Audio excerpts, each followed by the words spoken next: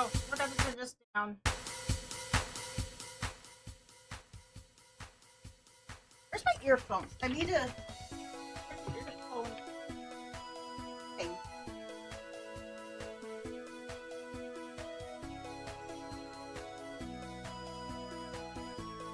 Ah! I forgot to mention the people on live. Whoops.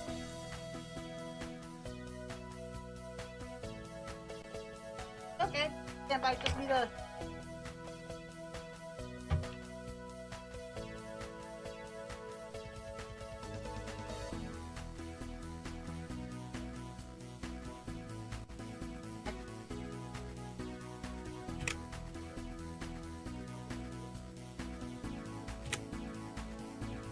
Let me get rid of the axe.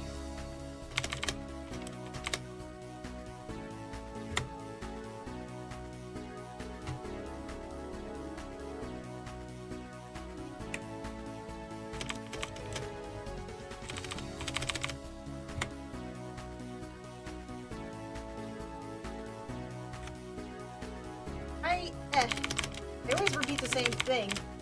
Just need to do some commentary while I am just pinging servers of I'm live. Right.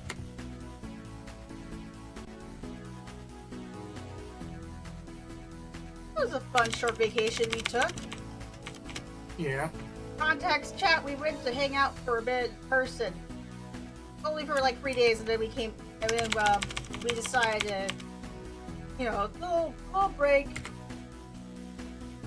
Now we're here. Okay. Hi, Banana Man. Over to the stream. Hey, man. That's enough of that. Oh, right, we need to check audio. How's the audio?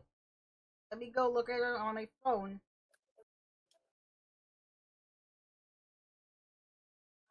Testing, testing. Good? Yeah, yeah. Okay. Hmm.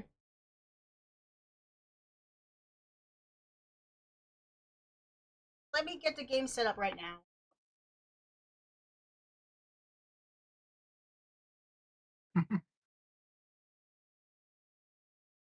Oh, I listened to it on my phone. Yeah, it does sound good. Now let's just turn off the phone.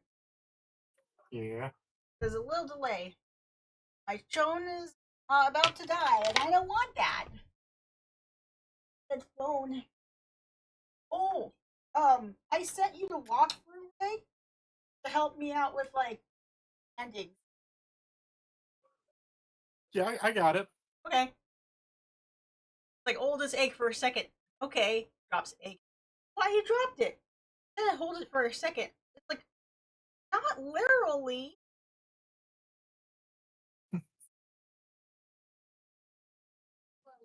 Yeah. Hurry up and load already. Please.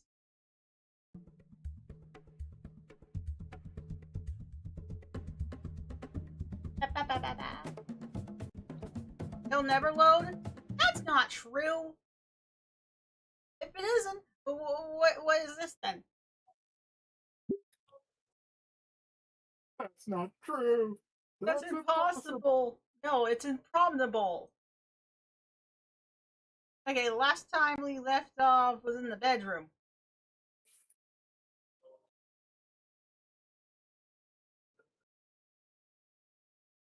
Ah! I forgot a screen share. Whoops! Wonder you're not reading.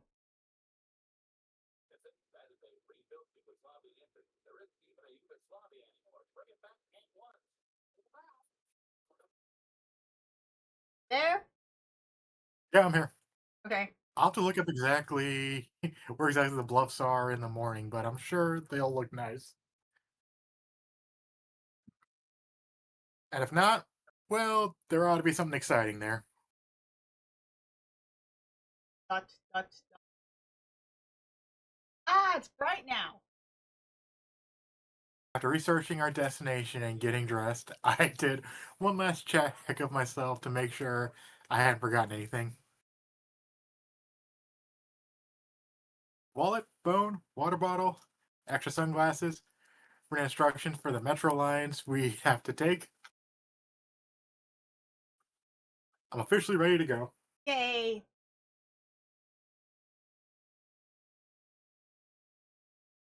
Before I leave, I make sure to leave a sticky note on the fridge to let my parents know where I'll be.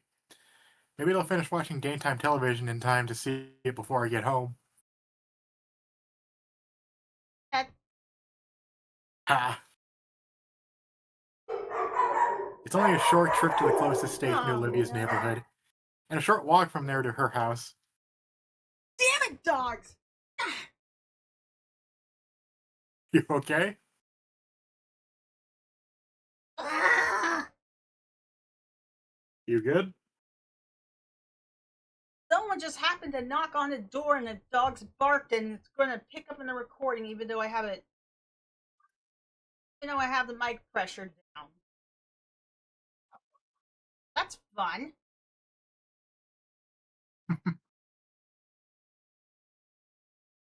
The Payne's place is as welcoming as ever.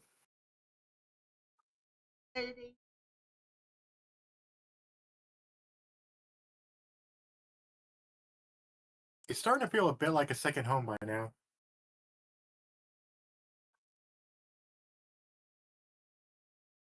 Ah! Volume 2. 95.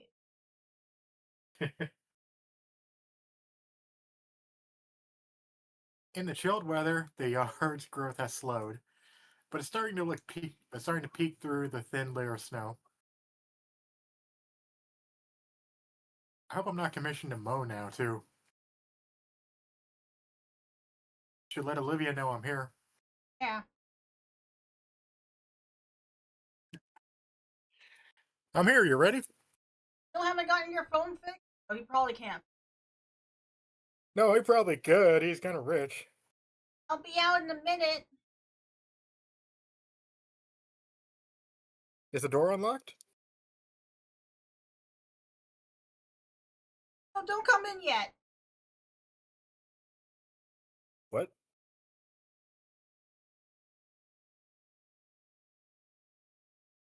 I'll stand by the curb and be ready. It gotta be, it's gotta be cool. I stand by the curb as instructed, facing the door. After a moment, it swings open, Dan. Ah! Wait. Oh, look, she got a little flower. A green blur shoots out the door directly for me.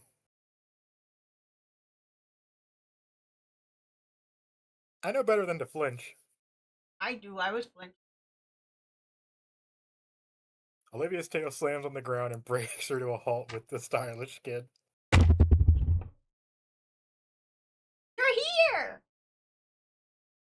I am. And it looks like you finally got your wheelchair. Yeah, I just came in yesterday. I didn't want to tell you, make it a surprise. I didn't. I didn't want to tell you, make it a surprise. I can read somewhat. How's that? New wheelchair smell. Yummy. While it looks the same, I do notice how it's lacking all the old scarring her old one had. So you hear it? So did you hear it? Here, here what? Exactly. I can sneak up on you now. In your dreams. So you ready for our date? There's a sudden rush of jittery nerves in her chest. It is my first time taking someone out on a date. Aww. Try, trying to rationalize it still doesn't help my nervousness, though. Yeah, I'm ready. She looks at me with a timid smile, hands held together as she tilts her head slightly. She's wearing a new floral hair clip. Come to think of it, it's the first time I've ever seen her accessorize. I, that hair clip looks cute, Olivia. The worry in her grin melts away into a fully joyous smile, Thank you, Inko. which also helps ease my own. With my, with my renewed confidence, I step around Olivia and go to the handlebars. Oh, wait. You've been out all week. You probably don't need any help. No, it's fine. That's why she said it's fine. Well, she said it's fine. Yes. Her tail takes my wrist and guides my hand to the handle. I don't mind it at all. All right, to the metro station? Yes, please. With Olivia in tow, our date begins. Hey.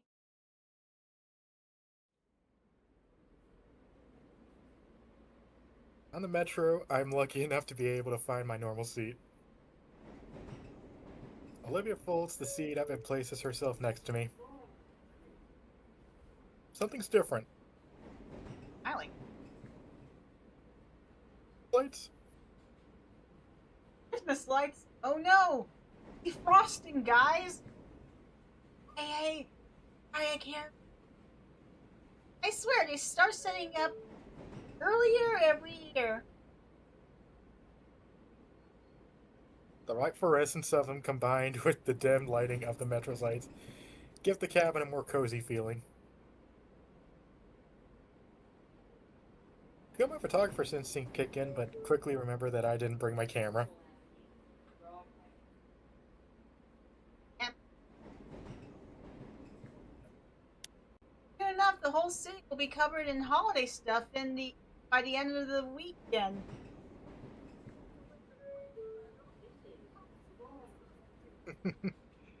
Oh yeah, but first, for us, it's gonna be Halloween. The mental Oh, image of a twinkling volcano at night is pleasing, though. Yeah, the spooky, scary fun. There will definitely be some photo-worthy shots during that time.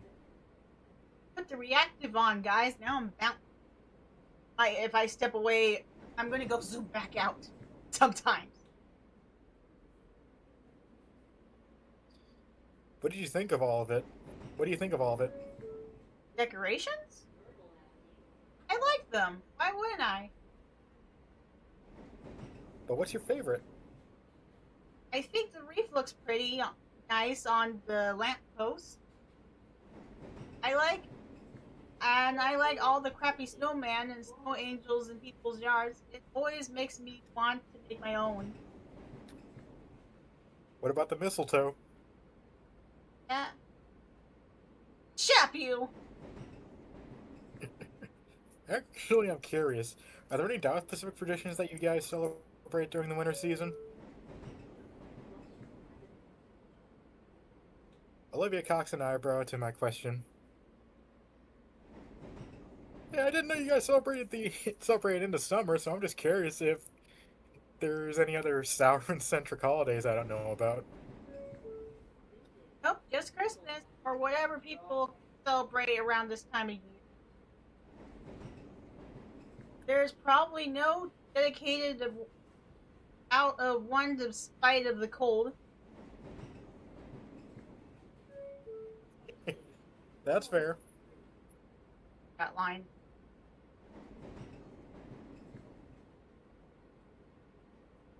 Now, I can't help but think of doing some ice skating with Olivia. Put ice skates on the wheelchairs?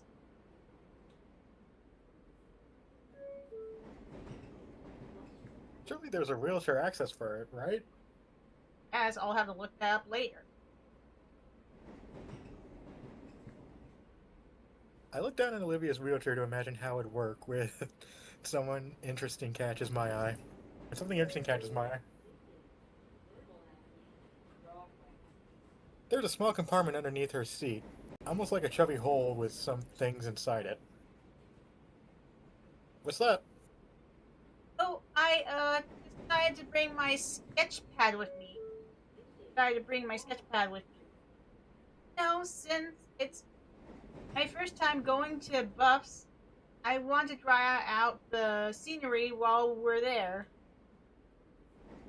Maybe I shouldn't. Maybe I shouldn't have. Huh? No, that's completely fine. I was just thinking about how I should have brought my camera for the same reason, so I'm glad one of us came prepared. As long as we enjoy our time there, that's all that matters. You're right. Olivia takes hold of my hand and now rests her head on my shoulder. Oh, it went black. Oh, Eventually, the metro arrives at our destination. After disembarking the train and leaving the station, my digital map indicates the park is still about a block away. As we make our way as we make our way there, we soak in the sights of the area of Volcandra. Just like Olivia predicted, many of the surrounding buildings are getting decorated for the holiday season.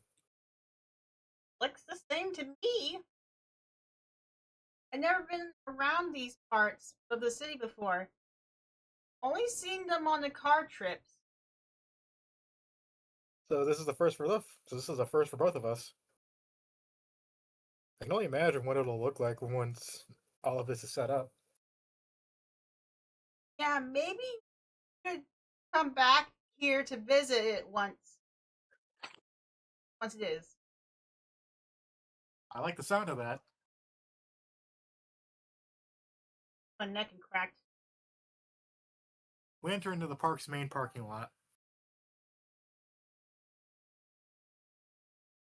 Looks like there's a decent amount of people here this evening, which is surprising given that it's still relatively chilly. Then again, such a prominent landmark in the city would still draw a crowd, even with certain weather conditions. Ooh, let's find some food trucks. Ooh, there's some food trucks. That'll cover the picnic part. Looks like got a decent variety of things. Tacos, sandwiches, chicken. Shoot, looks like they'll all have a bit of a line for them. Oh, I don't want to wait in a long line for food.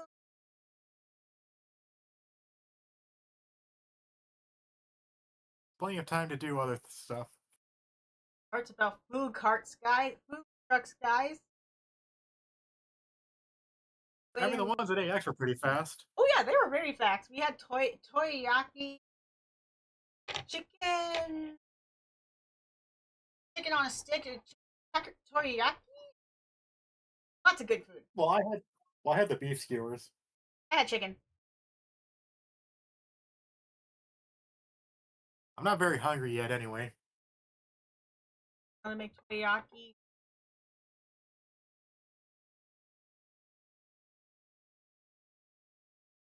Glancing around, there's a few gaps in the tree line with trails heading into them.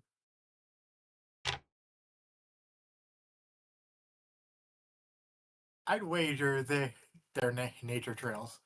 Maybe bird watching ones. Do you want to try one of those trails? Olivia looks almost disappointed as she glances between me and the food trucks. We grab a snack first before we head in, if you want. Yeah, we can do that. She simply shakes her head. As in yes or no. I can wait. Plus, I don't want any arm cramps on the trail. Yeah, whatever. All right, then, let's go.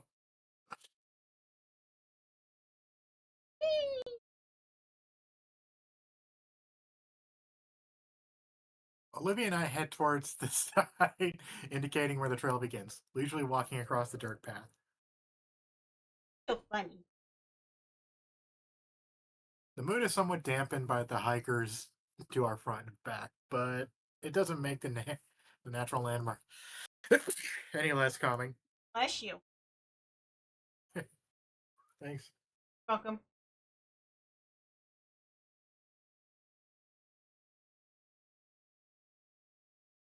Honestly, I wasn't sure you'd agree to this. But a date? No, the hike. You don't seem very interested in nature. Well, normally I wouldn't, since it's a lot of places outside of the city aren't built for people like me. But I thought it'd be nice for here.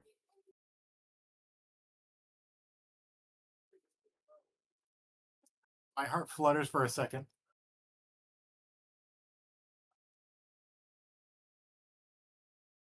I'm glad to hear you say that.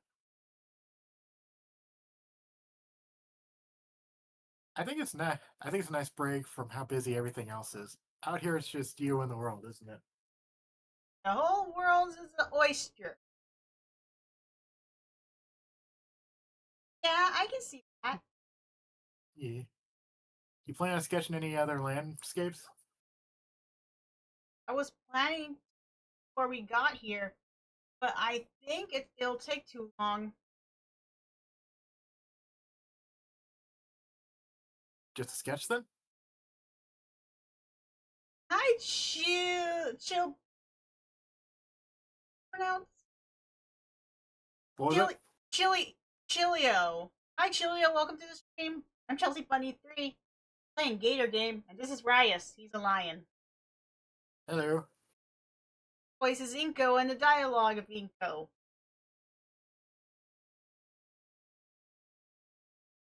I'll think about it.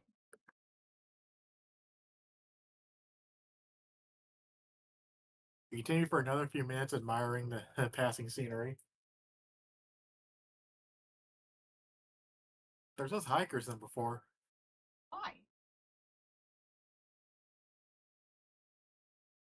I noticed some hanging back for pictures are moving faster ahead, but that was a while ago. Well, now. It's just us and the trees.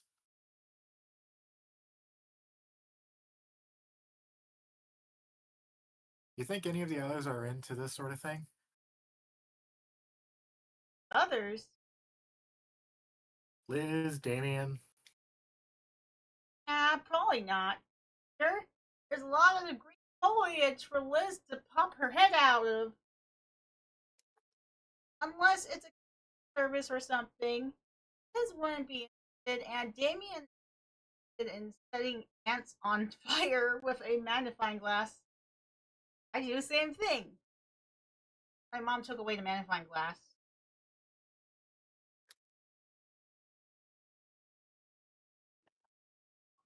Something wrong? No, I just imagine Mia driving a tractor for some reason. Oh, Seriously? yeah. I think she would pull off the farmer look. I refuse to imagine that.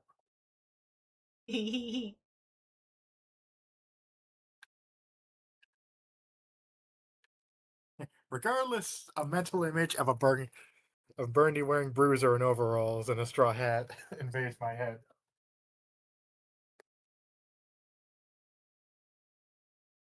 Uh, I hate you.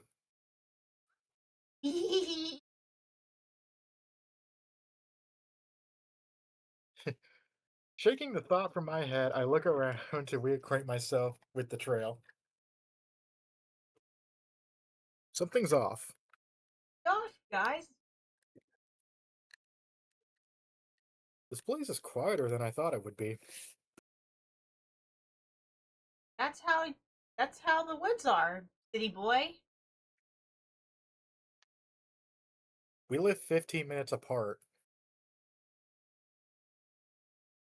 Yeah, I like get the quiet. It's nice to not have anybody to worry about. Yeah, no bed, no flocking, no tailor. Flockling. We have the whole world to ourselves. Nobody else can ruin that.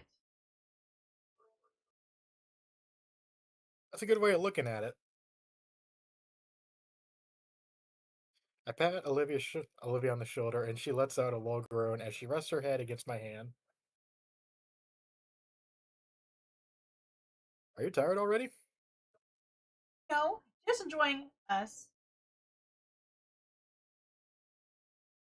If it wasn't a cloudy day, I think my face was starting to get burnt. Finally, darkness. Now we're on the opposite way. Another several minutes later, we are still going strong.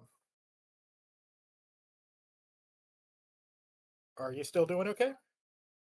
Yeah, I'm still good. It's still a bit surprising to me how your arms don't just give way from pushing yourself so often. Well, when you've done it for so long, well, when you've done it as long as I have, start building the tolerance for it. And you've done it for a while, eh? As long as I can remember. But that, Olivia? crap. What the hell? I turned to face her, looking at the source of the sound. The wheel on her chair is stuck in an indentation in the trail, and she's struggling to push herself out. Oh no, she's stuck in the quicksand. Wait, stuck in mud.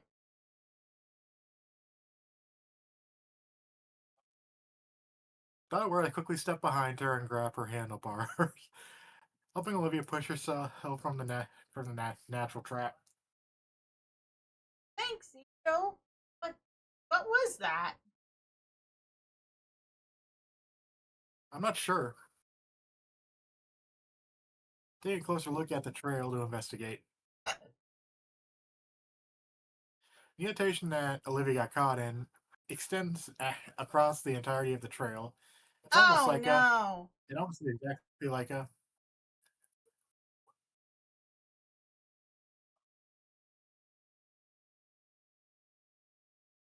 Um, I think you gotta hit the next one.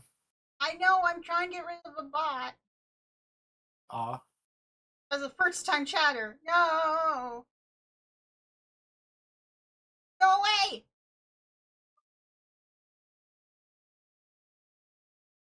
AI viewers, streambo.com. Oh, sorry. So mad at editing.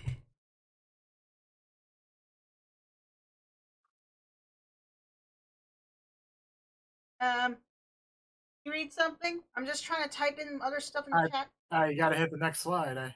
Oh, you did? Dang it. A tire track. What's a tire track? Question mark. I'm just typing stuff in the chat to get.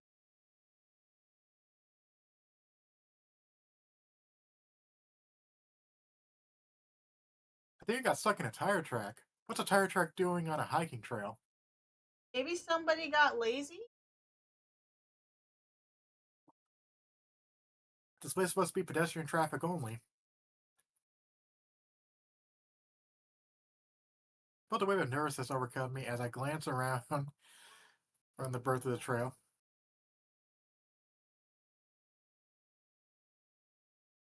When's the last time we saw a sign around? Aren't there supposed to be maps around to tell us where we are? Where's everybody else? Boss! The realization dawns on me. I said. I have no idea where we are. Starve and eat each other. Wait, that sounds wrong. As in cannibalism. It wouldn't be cannibalism. She's a dinosaur. Huh? Huh? Dude, seriously? I thought you planned the whole thing. Oh, I thought you planned this whole thing. I thought we were following the signs. Well, we need to find out where we are. I don't want to die out here. My thoughts exactly.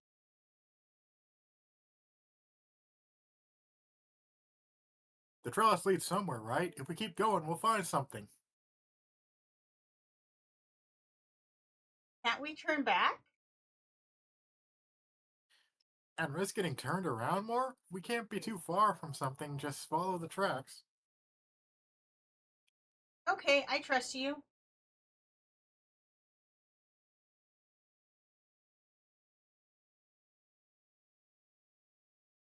With a heavy sigh, I lead the march around the trail we're on. Uh, It's probably some kind of service road for park rangers or maintenance workers who keep the trail safe. I'm doing good, chat.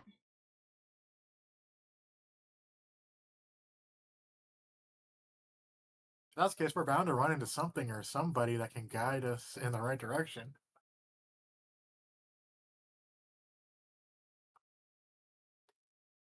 For every minute that that we keep looking for sign of salvation, the darker it gets.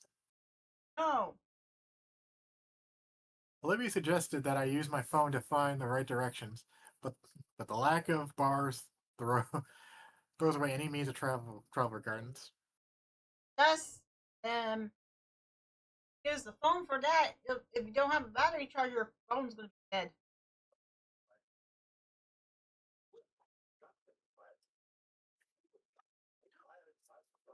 So I keep reassuring Olivia that we get out eventually. There's a tinge of worry that's becoming to grow in the pit of my stomach.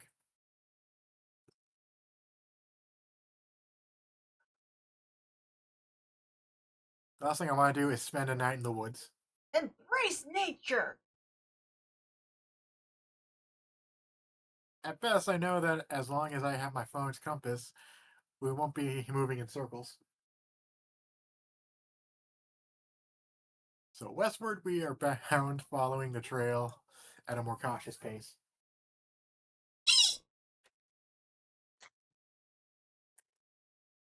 It's as we crest the blind or turn north that we finally hear salvation.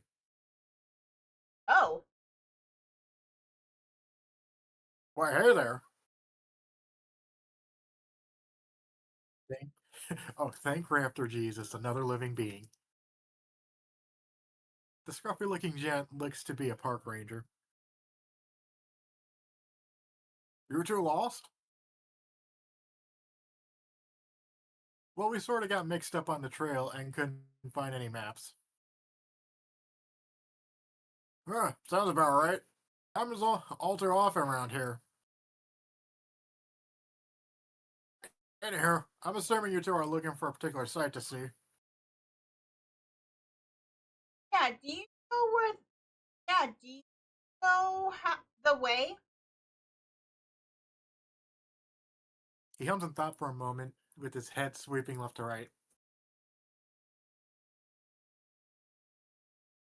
Finally, the ranger smiles and points at a particular path, just wide enough for Olivia's chair. That one there will lead you to the best view here. Then all you need to do to get back is take any trail east. They all branch near here at the park.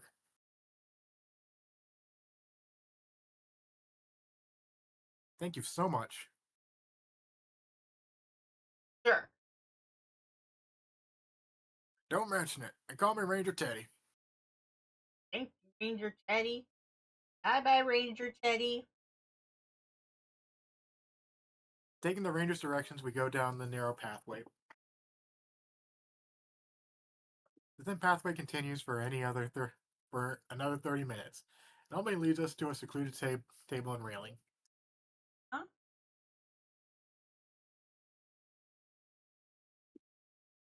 And the most breathtaking view. Olivia gasps as her eyes peer over the protective rail and takes in and takes the vista that is the bluffs. So I figured out why the skip button's not working. You have to defeat the game once to do the skip button. Yeah.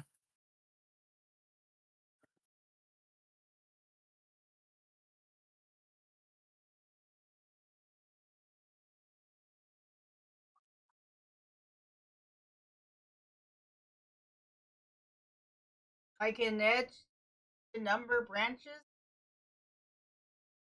Or did you read that? Oh yes, I can see a number of branches jutting from the cliff face. Past that, the ocean laps at the base of the bluff. While I look below us, Olivia's eyes look on something further away. I follow her eyes and whoa! I'm really regretting my camera now Yep. because what I see is a 1 in a million shot. $1 billion.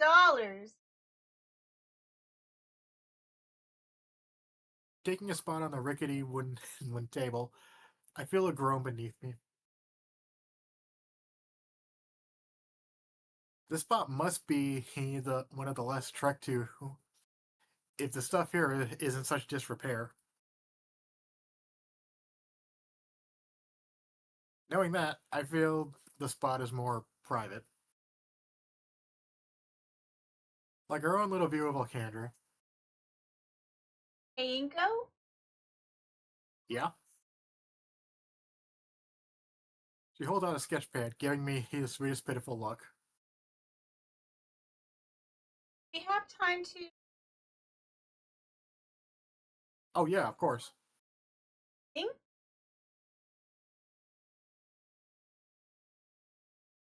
I'm sure we can manage to get back as long as the sun is still up. Her smile radiates with the power of 1,000 suns. Oh gosh, it's so powerful. But yeah.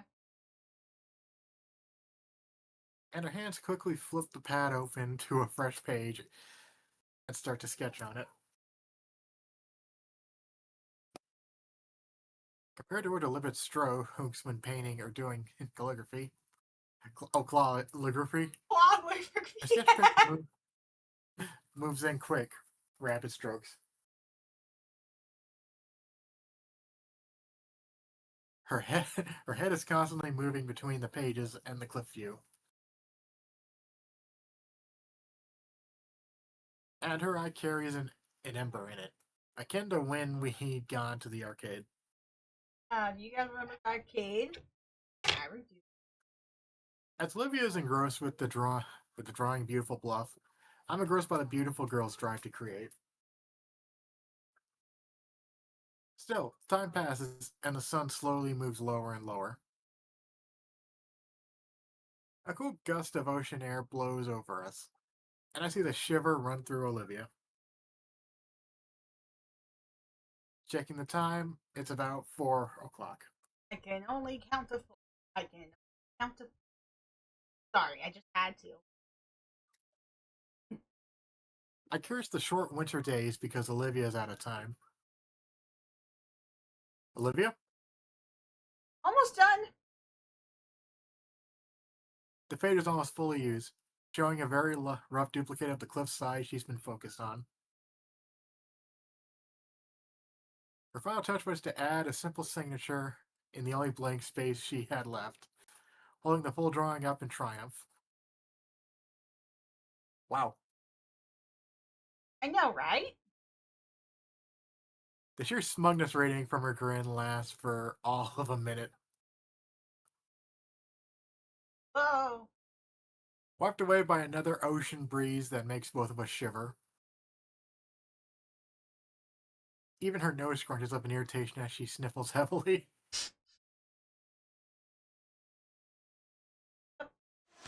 Whoa. Achoo! Holy shit, that sounded like a fucking shotgun. Good. Oh, when was the last time I saved? Oh, gee.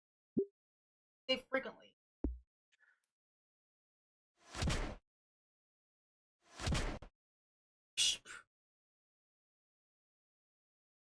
especially as it bounces off the cliff wall. I think she even managed to spook the seagulls nesting in the branches down below. Bless you. She grumbles her things as she wipes away at her irritated nose. You okay? Yeah, She sniffles again. the air just sucks. The atmosphere is cooling rapidly, too. We should get going then. Some warm food would be good. Not yet. What do you mean not yet?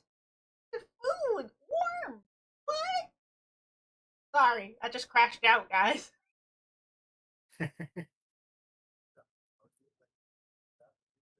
When she sees my questioning look, she continues.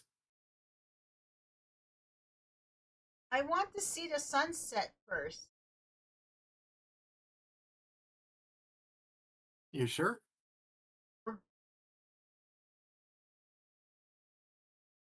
That means we'll have to take the path back in the dark. That's fine. Our eyes adjust to the dark. YouTube look, you both are amazing. Aw, thank you. I appreciate it. Yeah, very much appreciated.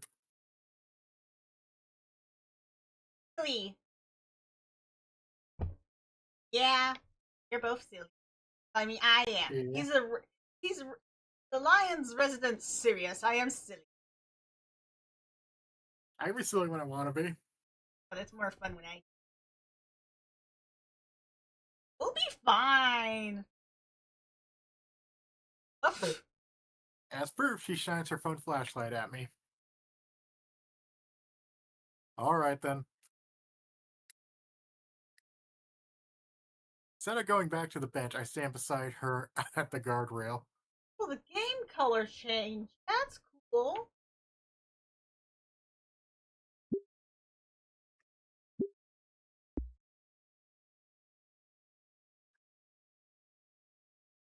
Slowly, the sun starts to dip, as if sinking in the sea.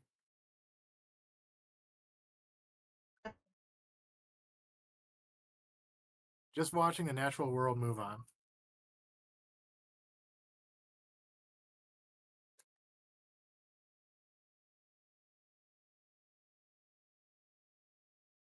Simply me, Olivia, and the wonderful view of our private spot. Yeah. Fingers gently wrap around my hand, and I reciprocate until our palms are interlocked. I think the sun, at last, the sun crosses the horizon completely. The horizon completely. The last ray of light illuminating Olivia's tiny smile.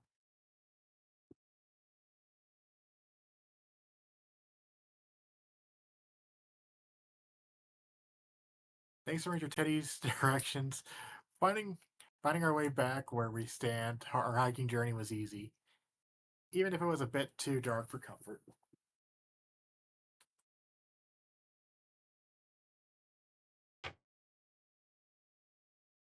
Eventually, we make it back to the parking lot, just as the street lamps were turning on. When we return to the main area of the park, it's also gotten a lot less crowded. Some of the food trucks were some of the food trucks had called it a day and left as well. And get Olivia, that's why you're supposed to get trucks. Now a few of them are gone. We're not cutting it. We're not cutting it close. Last metro home, right?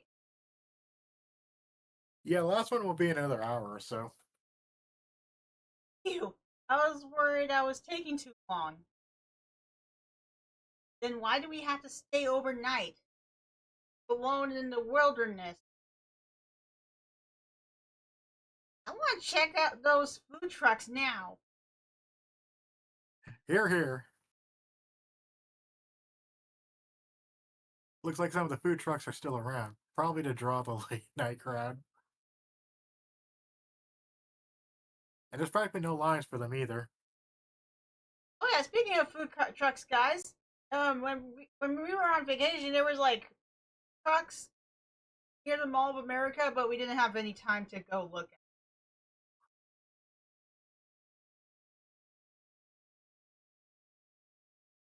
eat. Neat. Let's see what sounds good to eat right now. What are you craving, Liv? Olivia? I glance over to see she's looking over to a nearby playground. Olivia, don't eat the kids. Why the fuck would you think that? Cause she's hungry. Yeah, but she's not a monster. Picture's eye view, looking through the window. Looks a bit derelict, having endured the outside elements for who knows how long. Something catching your eye? It's just I haven't seen on a swing in ages. Haven't been on a swing. Really? I was yeah, back when I was little. Yeah, whenever David's family took the park with them, then I sort of stopped safety concerns and all that crap. Oh,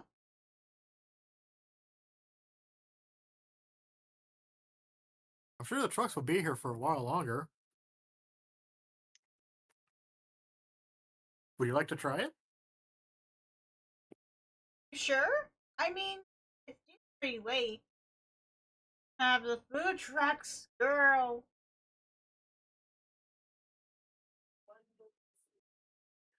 Come on, we got time. Hungry right now. Okay, let's do it.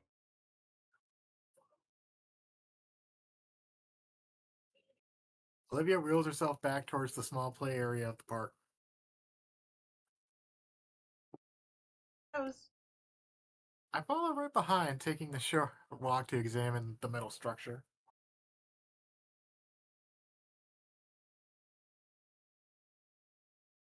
The swing set looks rough, to say the least. like one of them old wooden playground things. The support bar is creaking off, showing the heavy rust beneath. The chains are crusty, covered in sparse remains of safety tubing. And the seats, they're so loose and wobbly, I fear the entire thing would fall apart if even Benny sat in it. Olivia, are you sure? Eddie, would ya? Yep. I grasp the chains to hold the plastic seat in place while Olivia hops over into it.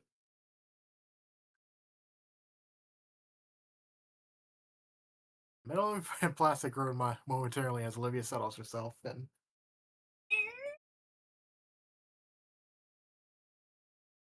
She moves her tail aside so it doesn't smack into me.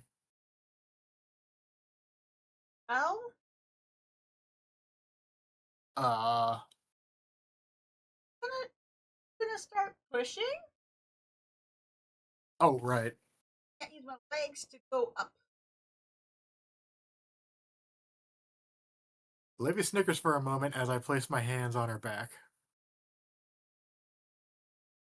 With a gentle yet firm push, Olivia starts swinging.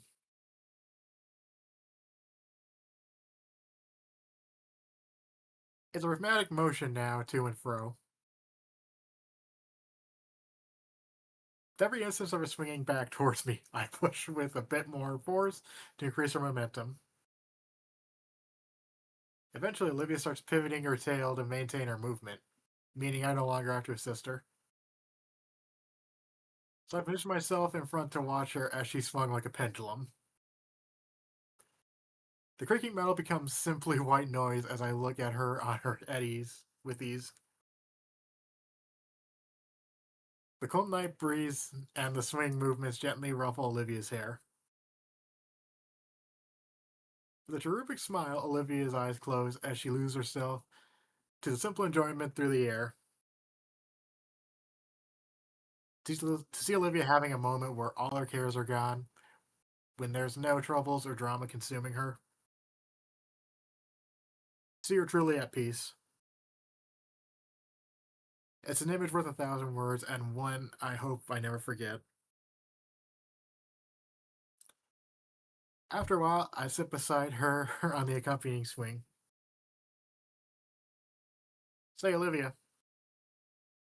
Yeah? Her voice, her voice is a soft whimper of contentment. What are you thinking? About the day. Right, about today. It was nice. Really nice, the Inko. Thank you for taking me.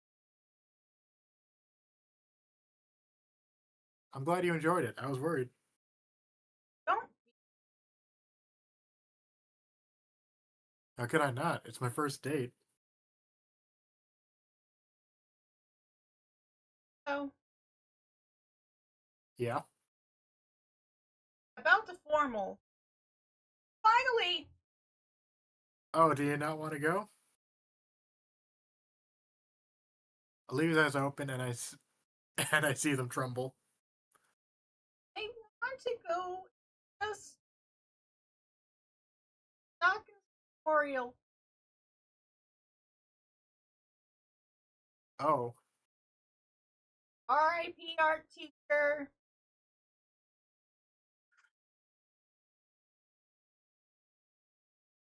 it's tricky leaning to the side, but I managed to place my hand around Olivia's shoulder for emotional support. I understand, Olivia. Whatever you want to do, I'll support you. Her fingers ring together. Know you willing, go.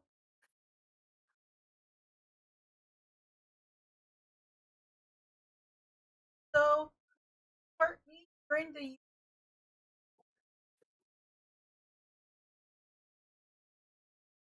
My hand cups her cheek tenderly, and I give her my most reassuring smile. I put the smiling face with the puppy eyes, and it looks cute but also scary.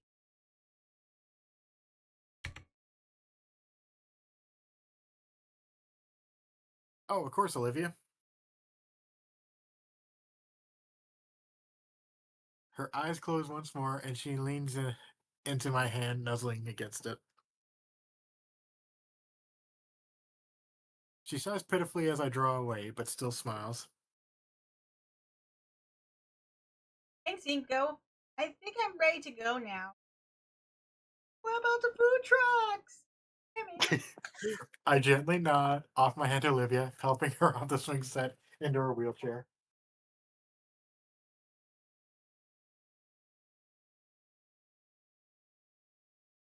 We hold hands as we begin heading towards the exit, at least until Olivia needs her hand to help push herself.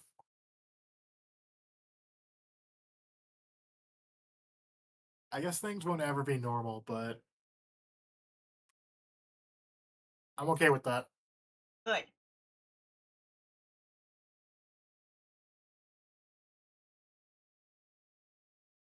We grabbed our dinner from the taco truck, saving the spiced meat on flour tortillas on the go. Yay!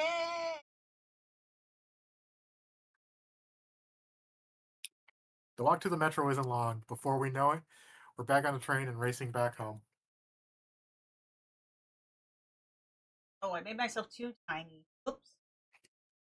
But yeah, the whole I got Pomni outfit.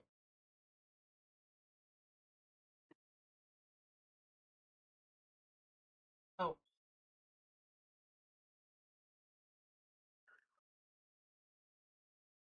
The ride, the ride back isn't particularly eventful, and it doesn't look like there's many people in the cabin with us. We both take the opportunity to admire the cityscape, especially now that it's reflected against the red and purple streaks that I cover the covered the sky. sky. 45 minutes later, Livia and I share a hug before she departs the train and starts to make her way home. I watch her from the window of the metro as it takes off, and as her form disappears from my view, I feel an overwhelming sense of relief. That went really well. Good. I hope she'll be okay for tonight without me there.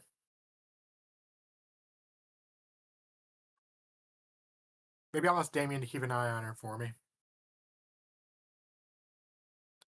I should stop worrying so much. She'll be okay. I'm sure of it. I was about to say you worry too much. You have gray hair, but he bald, so he doesn't have to worry at all.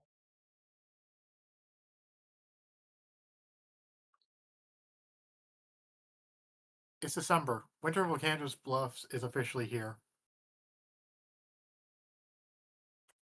And as if to celebrate the the occasion, tonight is St. Hammond's Winter Formal.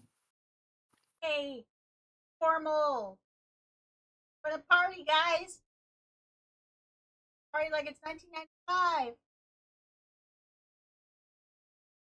Hard to believe it's already here. It really crept up on me. Whenever I'd remember this event coming up, I just forced it out of my mind. Whole thing has me pretty anxious. It's like a date, but on a whole new level. Like there's some formality to it. Hey, you're wearing fancy clothes, not casual. I'd better not mess this up. Oh, now my hand. Anyway, I find myself with a new difficulty in my life. Over and under and around and under and tug. Ah!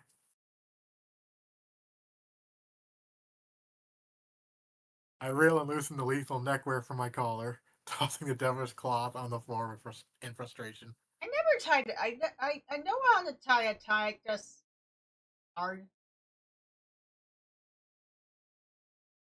Scanning over the step-by-step instructions once more, I try to find where I went wrong on my latest attempt. Wait, what's a harder thing to tie? The tie or a bow tie? One's I easier. never tied a bow tie. Or I consider going tieless, but damn it, it brings the whole outfit together. it really do. And I went to look for and I want to look good for Olivia because she'd be doing the same.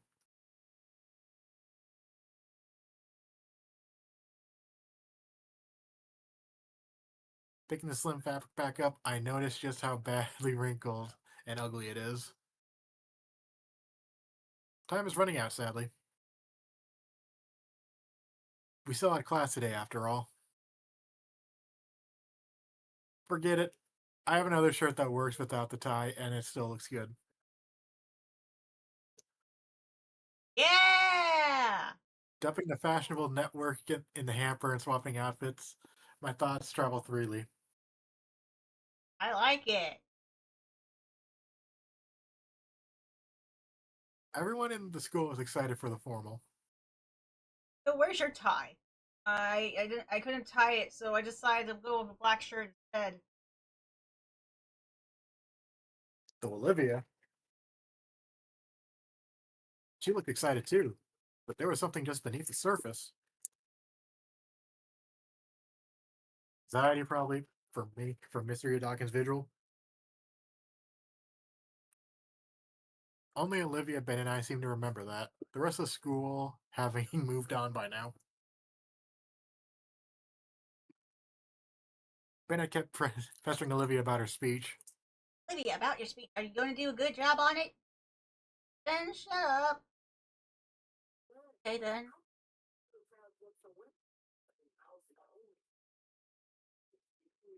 Insisting to know what she'd say. The only thing that kept me from pushing the Stuco away was the fact that Mia would still give me the evil eye from a distance. In her janitor outfit. I don't know. Ha! She deserves worse, but at least she's out of our hair. Old. A check of the time says I don't have any time to try again. Yeah, that's even better. Tossing on the piece de resistance, the coat, I exit my room and head down my foyer. That's going to be the best night ever. Probably. Definitely.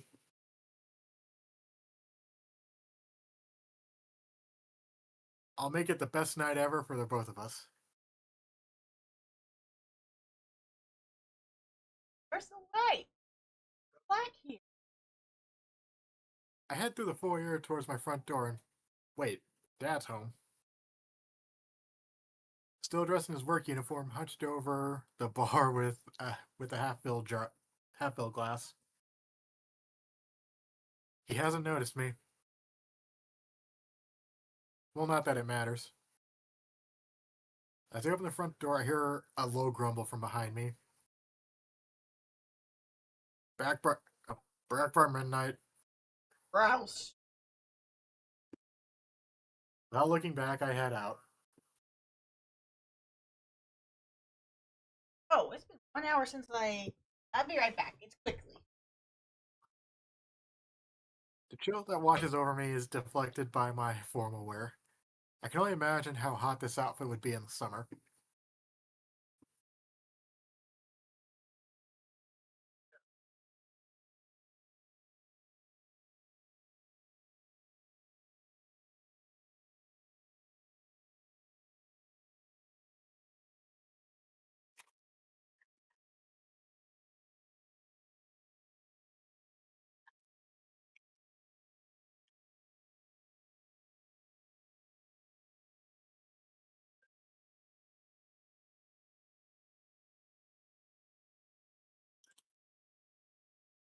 Uh,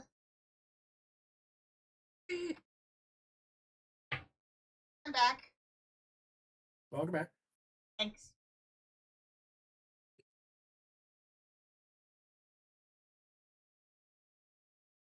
Then again, I did wear a jacket constantly for the first month of school. Yes, you did. So, I can't decide whether or not I want to keep the sunglasses with my outfit. It's hard enough to see outside as it is. Really? Somehow, it feels wrong to take them off. Yeah, because you have no eyes without your sunglasses. So, hoping not to waste any more time, I began I began to walk to the metro. I really don't want to be late, especially not for Olivia.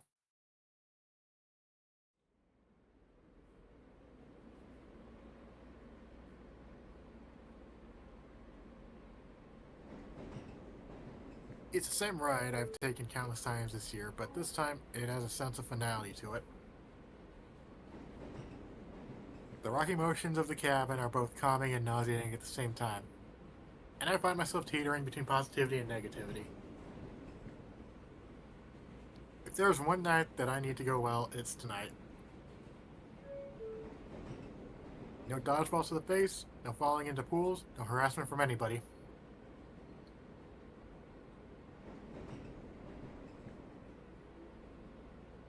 I pray that East Dawkins' eulogy goes smoothly. I guess.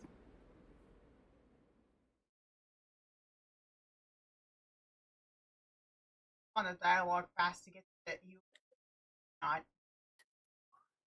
I find comfort in the routine walk from the metro to the Payne residence.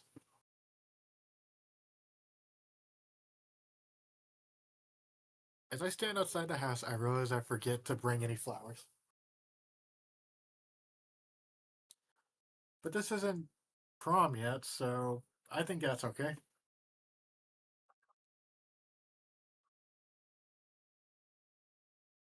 It's Disney. It's December, and that means festivities. I, you sound like you're saying it's Disney. That means it's Disney. Yes, The house is adorned with a row of colorful Christmas lights. it. Guess who had to put those up too? It was worth it to see Vinny and Olivia smile like that, but man, at this rate, I'm gonna get jacked doing these chores for them.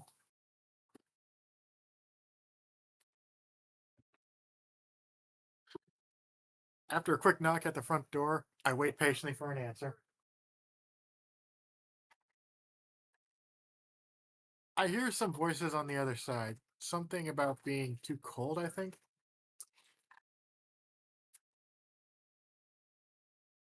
It was pretty funny the first time, but they do it every time I swing by. I didn't think the weather bothered them that much. A moment later, Damien swings the door open. Hey, Damien! Hey, Inko, you're looking snazzy. Thank you. This is all new stuff. Think Olivia will like it? Probably, but she'd probably be just excited seeing you wearing any old suit. Well, it's the effort that counts, right? Yeah, like I wanted to wear a T-shirt that looked like just like the real thing, so I could be cozier and not deal with ties or any other annoying stuff. But I'm threatened to beat the snot out of me if I ever did that for some reason. Thought I'd get away with doing it anyway, but then Liz threatened the same thing. Aw. Carol's right. Anyways, come on already. It's dang cold.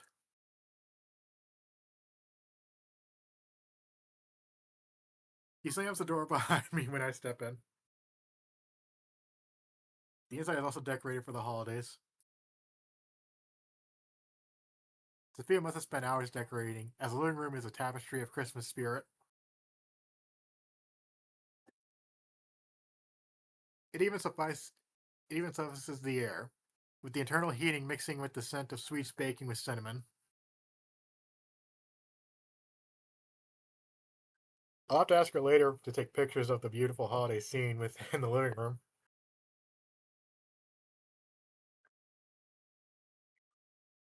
Listen, the pains are all sitting in the living room.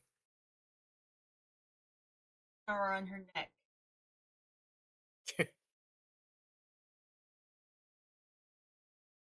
Hey guys. Nico! Is it true that you're a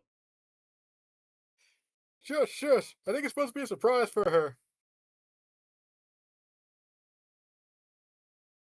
thanks again though? It's crazy to get one of those. Yeah, Olivia's gonna love it. I feel like we should have pitched though. Don't worry about it, it was my idea. Right. Alright. Nice suit, by the way.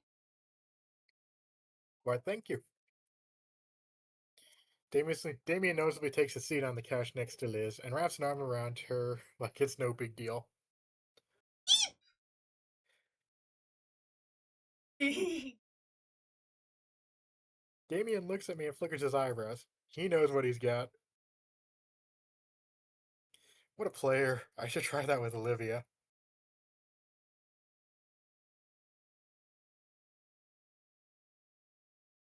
Mrs. Payne can't hide her excitement any longer. Aw, that's precious. My little boy's all grown up now. Mom!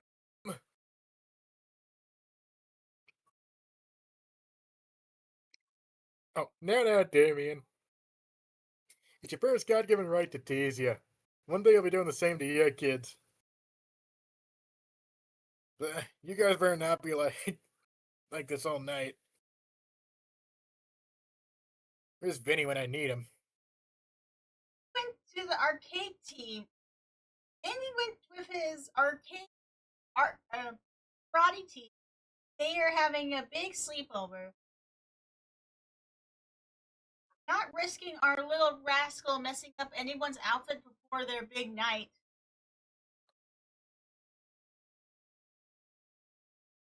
Oh Lord, yeah. The idea of acid on my evening gown, I just die. Damien sniffles dramatically. Oh, stop it! So, Don't worry, don't. Inko. Don't worry. Olivia is just getting ready. Mrs. Payne's voice carries a tone of worry with it. Turning to her, I see the older woman staring at Olivia's door. What is it, ma'am? She shakes her head with a smile, just shy of uneasy. Oh, it's nothing. I just want to make the night extra special for her, so I decided to break out my old sewing machine. We're going for the dress together, but Another shake of her head. it's fine, Inko. Was it though? What if it isn't? What could I even do if it wasn't?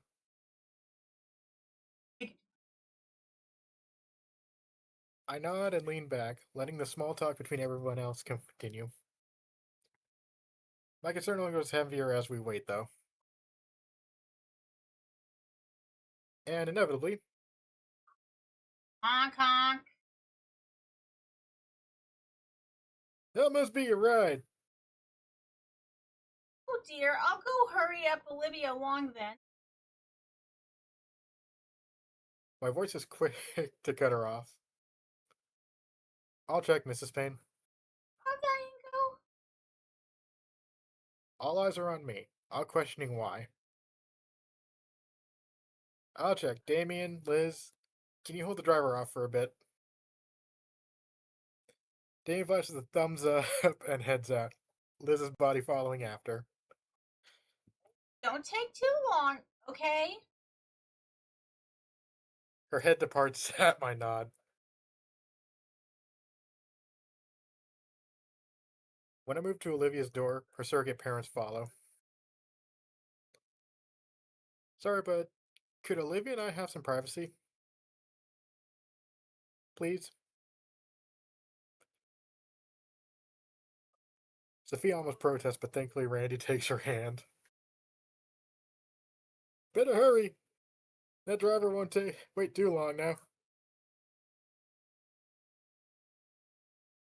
They walk into the kitchen quietly, whispering to one another.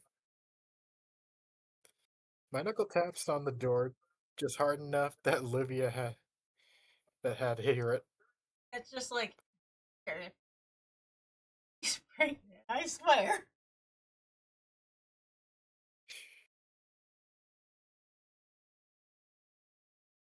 Oops.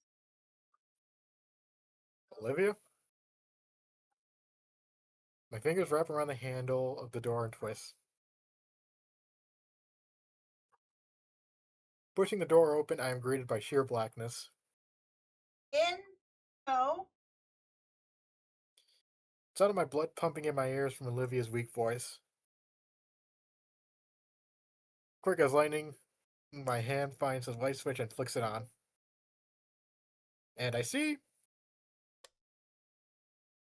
Where's your clothes? Hey. the relief is so painful, I have to steady myself with a hand on the wall. I don't know what I was expecting. But Olivia's okay, just. Not dressed. You're not dressed? Wrong words. Olivia sits up top her bed, still in the clothes she wore today in school. Not the handmade dress that's on her wheelchair. It's really similar to a month ago how she curled up in her sheets with wadded paper once again spread over her bed. Only difference this time is Guts sitting in my spot and chewing idly on one of the pieces of paper. Olivia picks him up, nuzzling comfortably into her plush pet. What's wrong, Olivia? The rider sat down with a heavy sigh and Guts scampers away.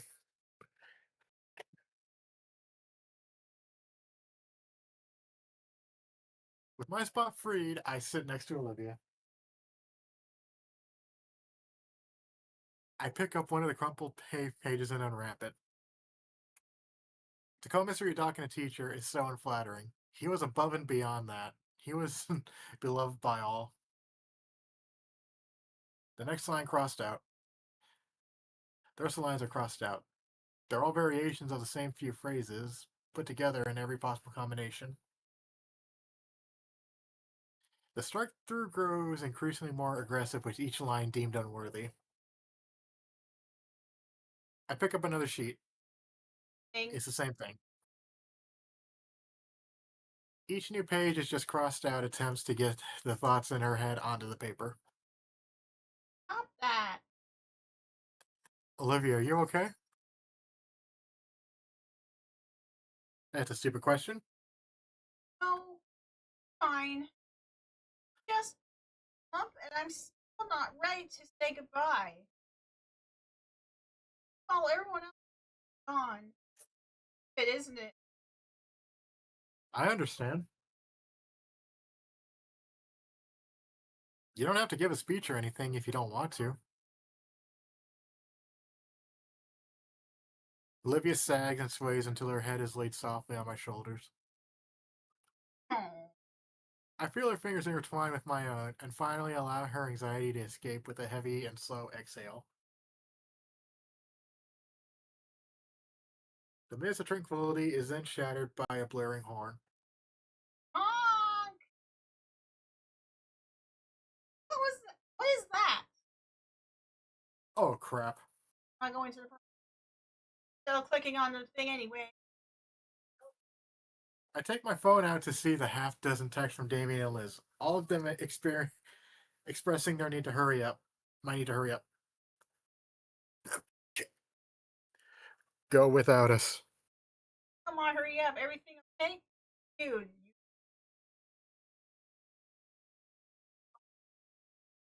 Something came up. can't. We're gonna do something else. Alright. All right, take care. Yeah. Oh, No, I thought it was Liz, but it's not.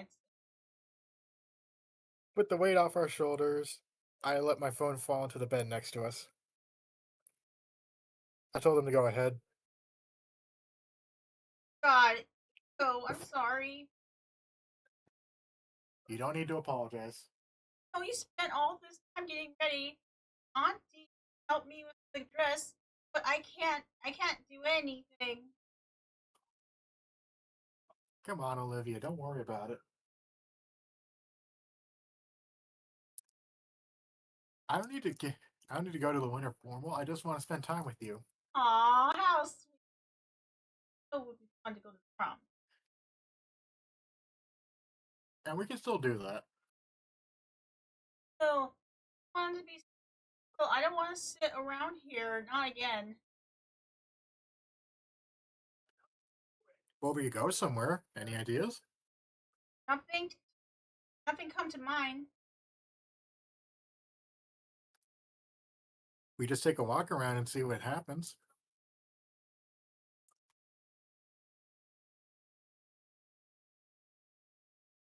The Christmas decorations ought to be in full swing now, if nothing else.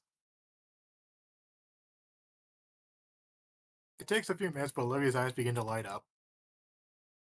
Okay, that sounds a fun. Besides, I hate to waste a night all guzzed up like that. Her sultry grin grows as she as she eyes me up and down. I'm blushing. I can tell I'm blushing. I'm sorry, I should have. I'm sorry, I shouldn't do anything to you. It's fine. I'll find an excuse to make you wear it later.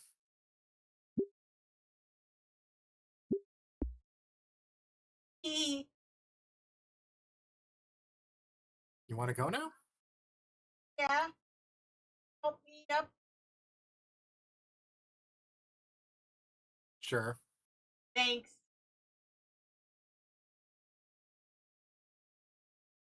Stand up from the bed and bring over Olivia's wheelchair, helping her into it slowly. Let's go.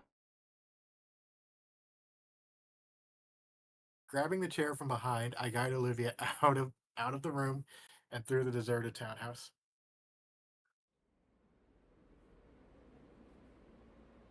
On the metro, it's strangely emptier than normal.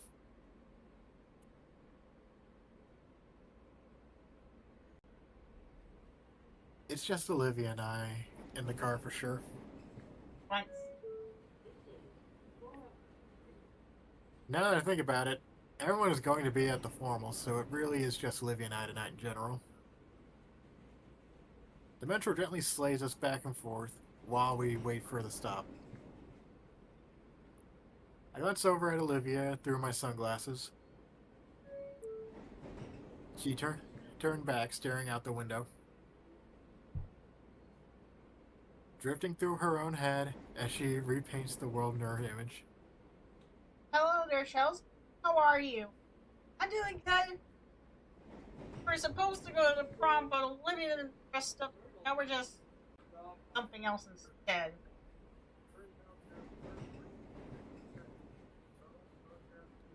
She does see things differently than most.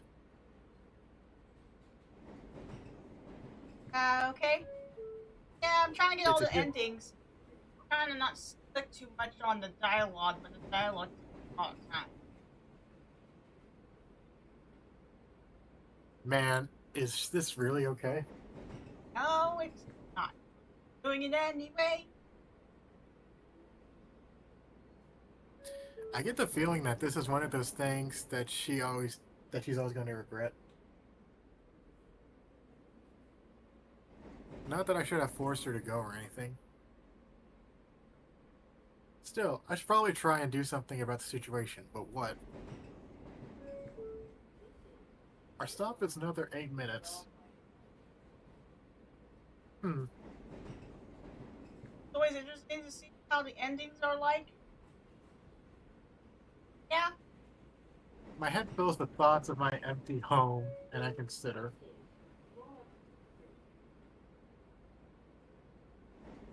Is that where I should bring her? Some lonely, isolated place? No. Maybe. A slapdash plan forms in my head. It's pretty stupid, honestly. And I'd be making it up as we go. But I'd be infinitely better than it'd be infinitely better than letting Olivia just hide away more. I Olivia doesn't seem to be paying attention. Her head is turned, eyes focused on passing scenery through the window. She probably expects me to tell her we're at my stop. I feel the train slowing down just a bit more. So I stay silent and turn my head towards the window too. I guess she must be deep in thought, because even when this train stops at our station, she doesn't budge. It's the moment of truth. The door slides open. And then they shut. The train continues. We're now in untested water. The train takes us to an unknown destination. Hope it's a good one. After a few minutes, Olivia comes out of her reverie confused. wasn't that our stop? Oh, was it? Whoops. Oh well. A week ago. It's gonna be an hour before it loops back. It's gonna be an hour before it loops back around. Well, we can get off at the next stop and wait for a different train, or take a taxi back, no biggie. Don't seem that surprised.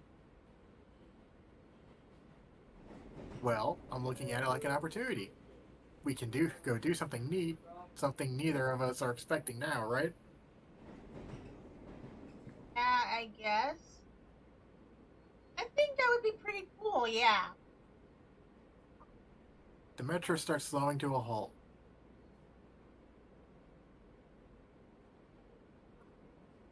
I squeeze Olivia's hand.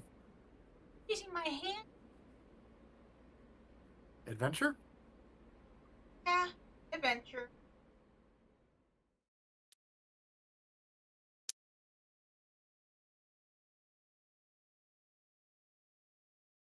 Out the door in a Oh, yeah. polite. I gesture out the door in a polite ladies' first manner. I was just making sure you didn't ask out or anything. Then I start pushing her when she's away from the wall. The cold December air hits like a brick wall. Jeez, it's freezing.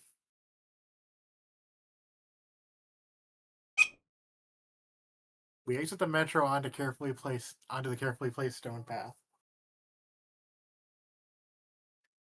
The district is enchanting.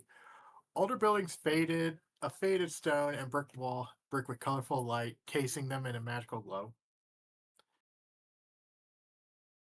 Older but well kept. As we move along the cobblestone road, I feel as though Olivia and I had gotten off the train in another time period entirely.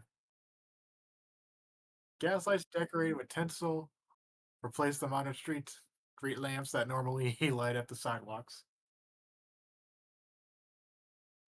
The difference between this place and the rest of Alcandra is night and day. It manages to invite an even cozier feeling of the holidays. Whoa. It's the city old final district. Turns tourist spot. Hard to believe that it managed to stick around after all these. You've been here before? That took once.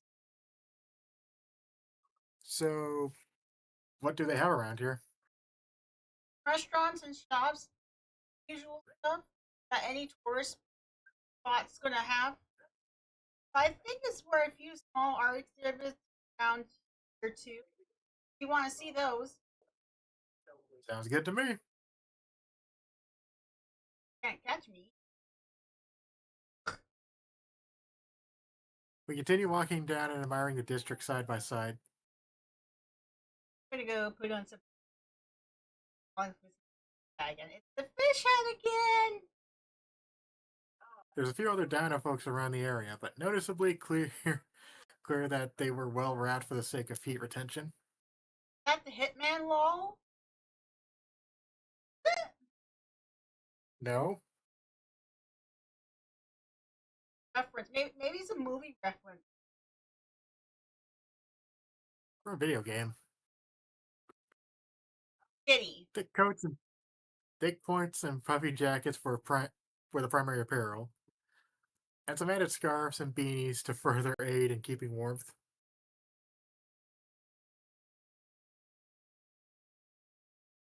Though, even when with it being purely for necessity, there's clearly a winter fashion scene to take advantage of. If I recall, Hitman's when someone's the assassin and they kill you secretly. That's not what he meant.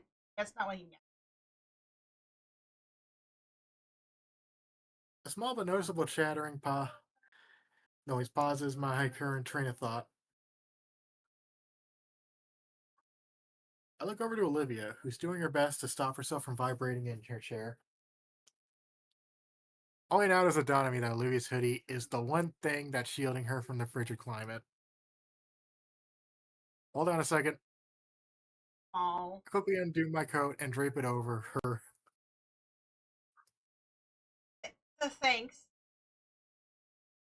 It's worth getting my ass handed to me by Snow Miser if it means keeping her somewhat protected from the cold.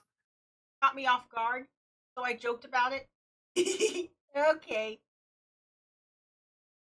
Ed. Shall we? Now, After a bit more walking, we find ourselves in front of a quaint bistro. Thinking about it, I am a bit hungry. There are a few tables inside, but the outdoor seating looks relatively open.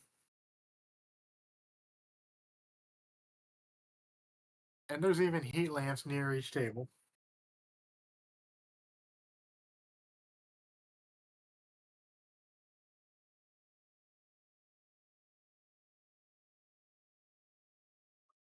Sorry about that, chat. It was just a little thing.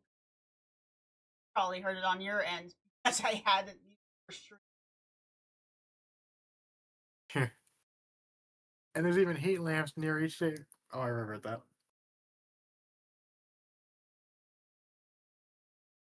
I gesture towards it. Olivia glances over. She considers and gives a brief nod.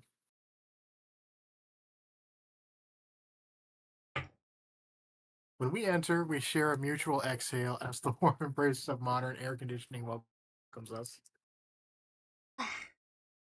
Don't mind me, chat. I was just stretching. There's no line, but the tables are all occupied.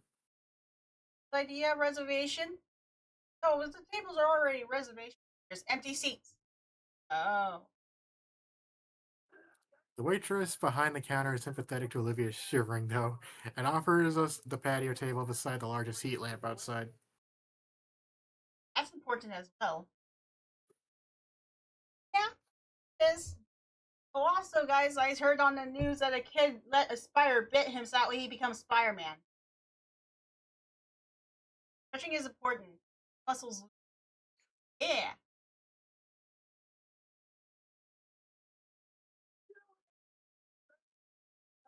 Covering up. Our order of burger and fries was quickly made, and as we're ushered into the warm spot in front of the restaurant. Uh. The warm burger and heated light invigorate Olivia. Sorry, guys. Just hearing a little. Oh wait. I wonder if this picks up. A little as ASMR. All he does.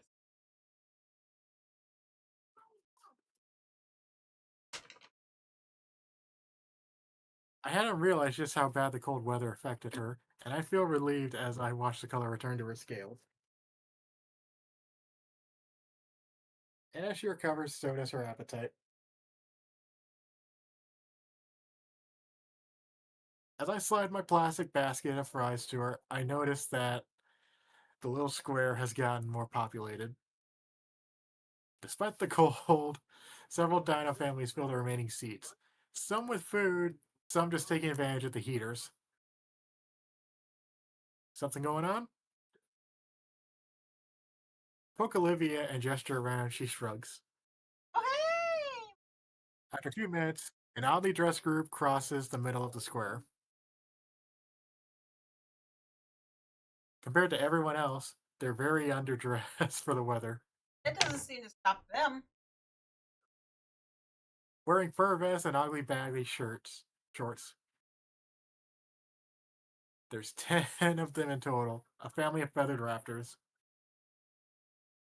Swallowing a mouthful of burger, I turn to Olivia to ask and see an excited grin on her face. You know them? Shh. And I forgot it's Friday. Da, da, da, da, da, da, da, da. They play Yakuza, but it'd probably be bad than me. They always have some live performance. Just watch.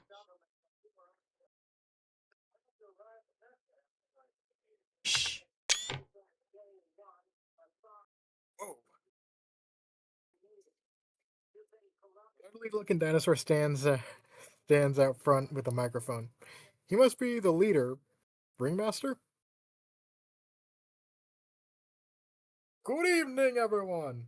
It's a truly magical frosty night out. So let's warm things up just a little bit for everyone. Each member is adorned with various hoops and juggling pins that light a blaze. So please gather close and let the Ashtail clan share a little fire with everyone. And I will introduce myself. I am Firemaster Alejandro. Alejandro. I assure you, tonight is a very special show. They continue setting up. A sign is placed nearby with their socials on them. I do a quick search and whoa. With these kind of numbers, they must be quite the spectacle garner an online audience of this size. Several children tug away from their parents and sit on the perimeter set with ropes one of the members had laid out. It makes me just a bit nervous, but they're professionals, I hope. That one looks like Zuko from Avatar.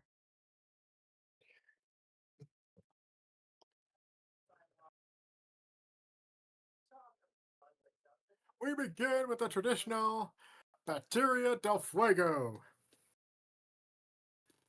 A drum beat starts playing from a nearby amplifier. It's a steady, strong beat, no doubt meant as a metronome for the group.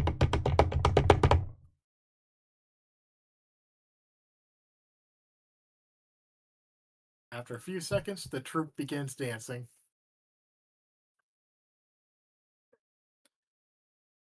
Rods spun a flame, creating wheels of fire that they ran about the square. The crowd cheers as the embers swept by them. Woo! Gosh, she's gonna burn me! Oh, The fire master, a grandfather looking dino, was the wildest one of them all. He wields a pair of chains, and the ends of which are ablaze, and he spins them about with reckless abandon. That man alone is a is a veritable firestorm among the rest of his trope, even going as far as to let the fireballs bounce off his body to create more unique flaming shapes. My steak fries abandon as Olivia is entranced by the live performers, her silver eyes wide as she takes in particular performer as he twirls about with flaming fans. Actually, looking at all the performers, they're all raptors. It's a family trope. shh.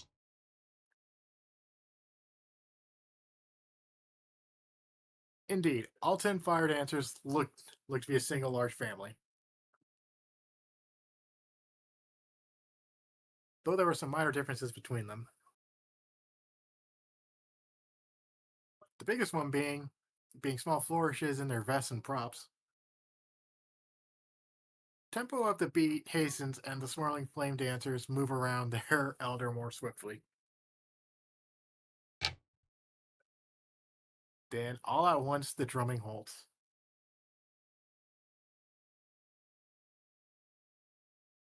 And the performers bring their fiery props to a halt before them. I would continue hitting the table with my hands, but it picks up really loud, and I'm like, I won't.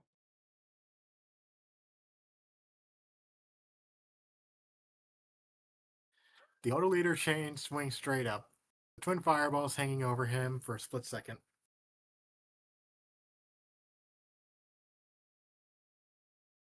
The ablaze flames descend then. Flamouche! All the rappers exhale into their props as the fireballs crash into the earth, creating a great of flames upward Bomb in blast. facsimile of bomb flays. The fire recedes and the members of the troop regroup, the ringleader once more taking front and center. There's applause.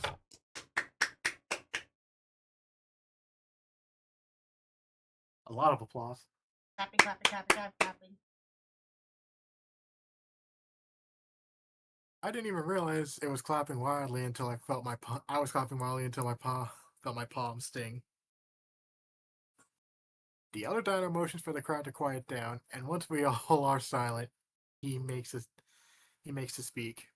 Clapping is just hitting yourself because you like something. Thank you, thank you. His accent is thick and his tone gravely, further showing his age. For those of you who are new to us, we're the Ashtail clan, the Ashtail family. The other 9 members hoot together, blowing similar flame pillars. I've been in these mountains since time immemorial. He saunters around the open skirt, casually twirling his chain as though they weren't a softball-sized fire at the end of it. Generations upon generations, we have entertained visitors to Volcandra. I Handle Ashtail, am the seventh head of the family. He pauses to let the crowd take in the information, then struts back to his family. There's murmurs, and even the other performers look confused as he wraps an arm around one of the female performers and moves back to the center stage with her.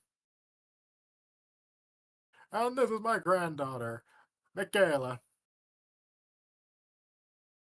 Alejandro pushes the one young woman forward. The shorter, more lankier raptor compares to the stocky leader. She looks to be about our age. Greetings, my friends. Tonight is also a special show for another reason. It marks the 25th year I've had led this group. It's quite a lot, is it not? Hard to tell when you are getting gray hairs where so much of it tends to stinge right off. He pauses for a chuckle from the audience.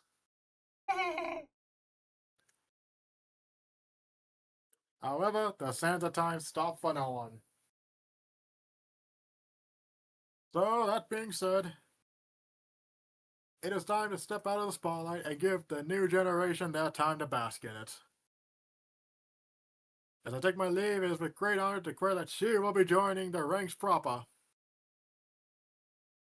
I have taught her everything she knows, and I am proud of her. So please welcome her in and expect great things from her. For she will be inheriting the title tonight. Eh? The entire family is whispering into one another now. This isn't staged. I, Michaela, you are of age now. Oh, 25 years to this day, my own grandfather bestowed upon me these chains of leadership on this very spot. chained balls. Oh, I threw there in dirty jokes. The crowd oozed. And on this, my 25th year of performing, I find that you're ready, my granddaughter. The chains finally stop spinning. Alejandro now holding them to, presenting them to the crowd, and then to his granddaughter. Go on, the crowd awaits. Michaela hesitates, her hand shying away from the chain as though it will burn her. I mean, she looks nervous. Grandpa, this is. Up, up, up. I know you're ready for this, sweetie. He looks her in the eye, and his once bombastic tone is now more soothing. You have devoted your life to our tradition, absorbing all of the lessons in earnest. You have the fire inside you, just like the fire that I am giving to you now. The Fire Master's turned to the crowd with a gigantic grin, his voice larger than life. Do you agree, my friends? A thunder of cheers and echo and clapping echo, the crowd fully invested in the family ritual taking place. Someone starts chanting her name, and soon enough, even Olivia and I are chanting with them.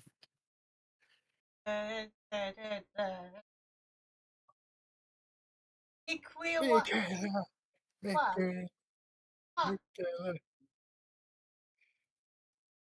Our voices invigorate her. It's With a loud and triumphant whoop, Michaela takes the chains from her grandfather. little kids are so cute.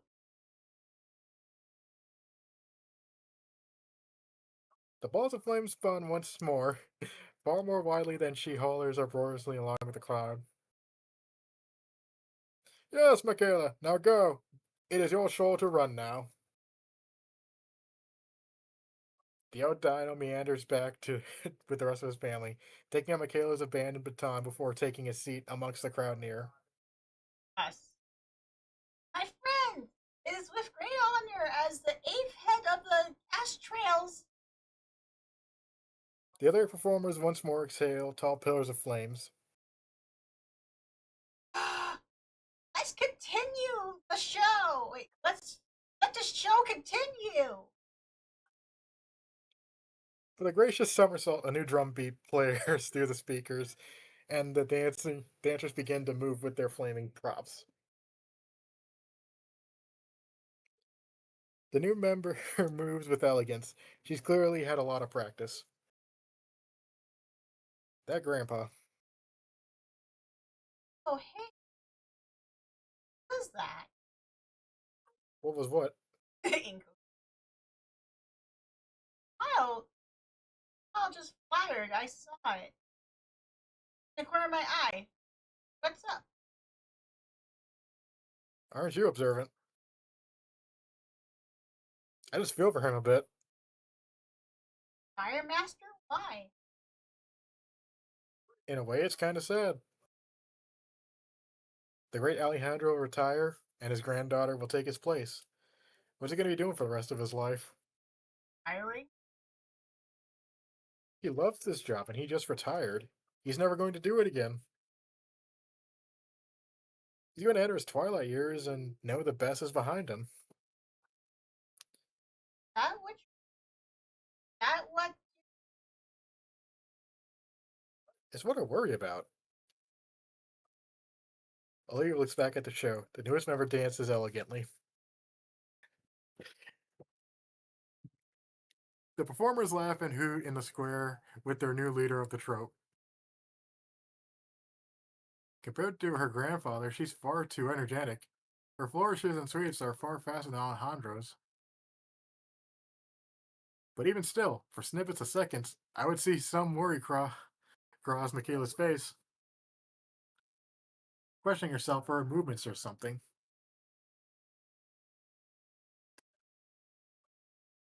The look would vanish though, when another whenever the troop would pass her by whisper something to her, or perform a dust move with her to help correct her. Taking the show now, it feels less refined compared to the first act, but also more real and vibrant. The Firemaster cops along and laughs to himself, giving reassuring thumbs up. Olivia looks at the old man, lost in thought. Her, but it's not. Well, still true there, but look at him. Looks sad. No, he looks like it's the best day of his life. He's really happy for his granddaughter. And that he might taught her everything, everything he taught her. One day has torch passed on to him, and held the legacy bird over years and years. Had entered here, here, raised her so she could trust her. Now she's ready to do all that help. Then again, in the matter of trust, don't someone as old as she tell. Like an old tradition, a poet could appoint another poet. Things listening. Yeah, my TV's just playing. Okay, I'm just things change, people change, talents but or crafts have been passed down. Little things that come possible. Hey, Angelo is craft is performed 20 years, and now look at Mikiwa. He's performing as well as he knows better than us. And I don't think he wrong on his on everything you know like that love grant that person this. That's why he's happy. Life is uncurtained. Raise someone up to place one of the gyrations challenges towards no fear of future at all that comes faster and passes on what goes. That biggest challenge turns great blessing. Keep going, even turns. Always move final victory. End. One. I wipe the tears from her eyes. She leans into my hand. Somewhere in there, something changed. He started referring to two people. I want to tell her, but she knows. Ready. Go. You go. I got it. You got what? I really can't explain it right now. More fulfilling, like it's a flame. Get back. Wait for it. Wait. Get back. Wait for let's go. He yanks my arm and starts burning rubber towards the direction we came from. Olivia, go where? Normal dummy. What? He races off back towards the metro station before I could even finish my question. Wait. The eulogy. I take off after the uneven cobblestone, so making catching up very difficult. As I press the profit sign, I start yanking a 20 from my wallet and dropping it into the tip box for the ashtails. The little girl standing by it beams at me with the toothy grin. I'll melt later. Can't get distance. Where is she? Aha, I catch up. She's speeding towards the metro station. Is there still there time? It's almost 9. There's time. Take it. Take it. Should we run back to get your dress? Olivia stops and skids to face me. Another way. Another way we can't. Both of our heads jerk sideways to a boutique we spotted in front of. Our hearts skip a beat in the distance. A familiar sound is the metro's arrival. We have maybe a minute. You got $200. Merry Christmas. Thank you. Come on. Olivia drives me into the store, scanning for anything she'd find acceptable. What kind of dress do you want? I don't know. Do you know anything about dresses? Okay, shit. What's your favorite color? Green. What do you think? Of course it is. Shut up. You know this fashion shit. You pick something. Okay. Time slows as I scan the shelves, cataloging all possible dresses in sight. There's about 3 green dresses on display. The lime hardburst wiggle dress looks like something I'd hurl on. The Grande Verde classic wrap dress aged faster than the wine guzzling wench that made it, which leaves the newer little true green dragon perch kimono. This is a little. Yes, it's beautiful. I'll take it. I toss it over her and she catches it. With the dress in tow, Olivia wastes 0 time and speeds right to the door with enough force to nearly knock me off my feet. I have to stop the shop owner from giving chase by hastily handing her the 2 Benjamins. Sorry about that. Keep the change. Change. Merry Christmas. Happy holidays. Olivia's still ahead trying to put the dress on already, still moves forward towards the metro. We're right there. Lift your tail.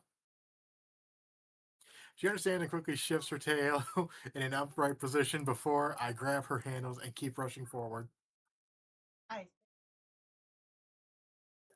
Right, as the doors close, I muster all the strength I have in me and boost Olivia into the cabin. I managed to throw myself inside before the doors close on my foot. I slide Olivia to the side and stop myself on the armrest of the opposing seats. I'm left breathless. Oh, oh.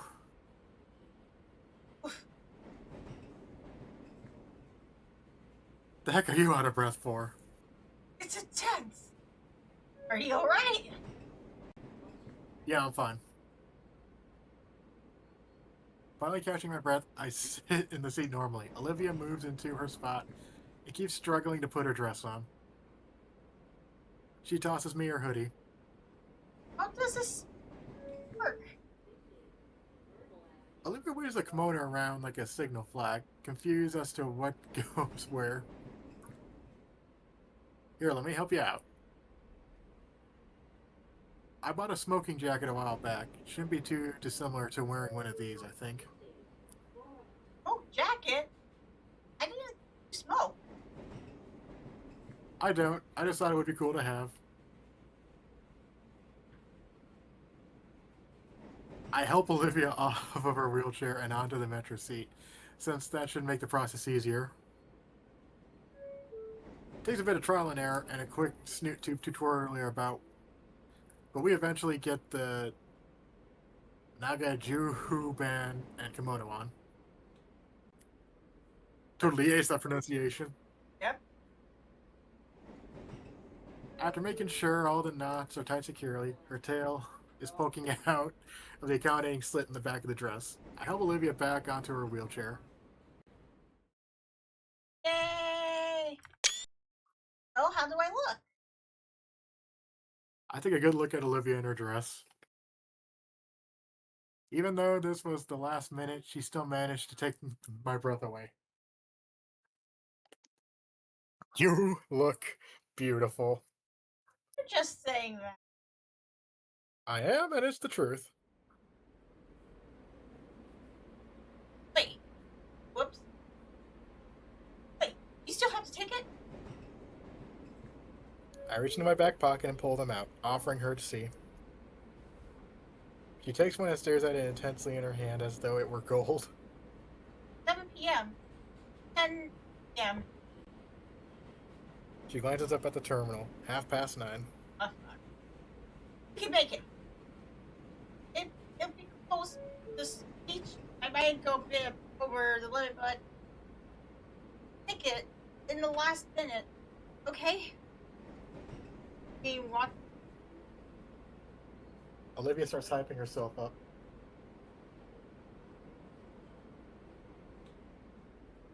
Her lips move, but no words come out.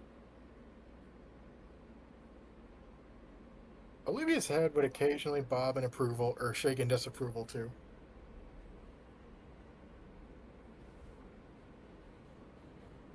There's a heavy tension building in my chest. The LED clock displayed in the carriage looks like it's going thrice as fast. I can tell if time is going too fast or our train is going too slow. For the whole ride, she speaks silently to herself, probably rehearsing the new speech she just pieced together. Man, I love seeing her like that. With the phone, I check Gurgle for the fastest way to the convention center. We're cutting it really close, made worse by our discovery. Uh-oh. While I don't want to disrupt her concentration, I have to transfer lanes at the central station. Olivia's still lost in her rehearsal as I push her out of the train and race through the full railway station. I curse the building's layout, the second line having been built what feels like miles away as I try to get us to it. At last I see it, a sign directing to where exactly the convention center tram is. Downstairs. With silent curse, I beeline for the nearest elevator. Olivia wheels becoming incidental applause as we push through the late night crowd. The elevator doors look positively ancient, but that doesn't matter. Don't matter. None of this. My full palm slaps the elevator, roughly as even more adrenaline pumps through my veins. Right now, I feel sort of hyper awareness. The rest of the world going at a snail's pace as I repeatedly jab the button. When the doors finally lurch open, I practically shove Olivia through, startling her from her thoughts at last. Inko? We're going to make it. We're going to make it. We're going to make it. Inko! All at once, I feel my energy plateau. Slipping heavily against the handlebars of Olivia's wheelchair, my body finally registers how hard I pushed it. With a gasp, I'm floored completely, my lower body feeling exactly heavy as the muscle within my legs wail in pain. When the elevator doors reopen, Olivia thankfully wheels herself out.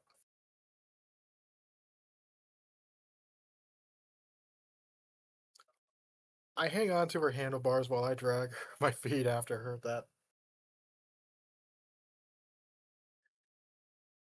The transfer train is there, thankfully. We're going to make it, Olivia. Already. Inko, are you alright? She peers back at me over her shoulder. I simply smile and wipe the sweat from my brow with my sleeve. Getting aboard the new train, I allow myself to collapse on the seat by Olivia. Olivia keeps looking at me with her moonshade silver eyes filled with worry. My only response is a tired smile and thumbs up. The second metro line goes just as fast as the first.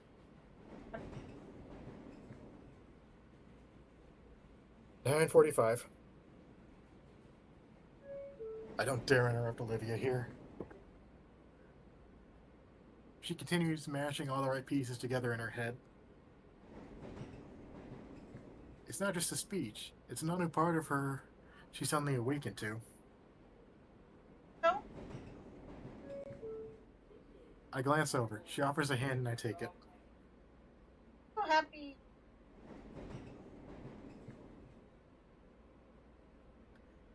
I gently grasp her hand for the rest of this metro ride. Eventually, we pull into the station. 9:57. It's right outside, a straight shot to the front door. A few couples start exiting.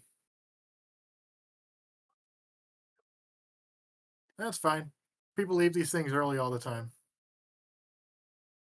A ting of fear mars Olivia's face. I give her a reassuring smile and she starts pushing. I start pushing her out, past the inflow. Gosh, it's a while since I.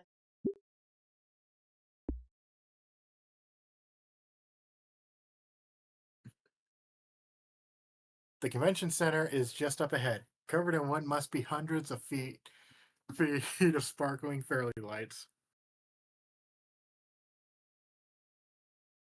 A 10-foot tall Christmas tree stands near the entrance, topped with a star that pierces the night sky.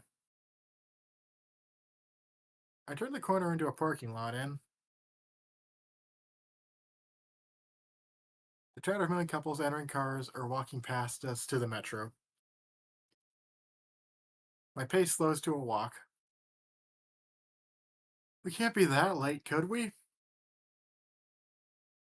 There should be a few minutes to spare. There should be. As more couples trickle out the door, a tired figure stands at the door. Hi, Ben. It's them. That pink outfit don't go. He's holding the door open for a few more couples. I stop in front of him when he notices us. He stops and stares. Ben, what? Are you? It's over. Go home. But the formal.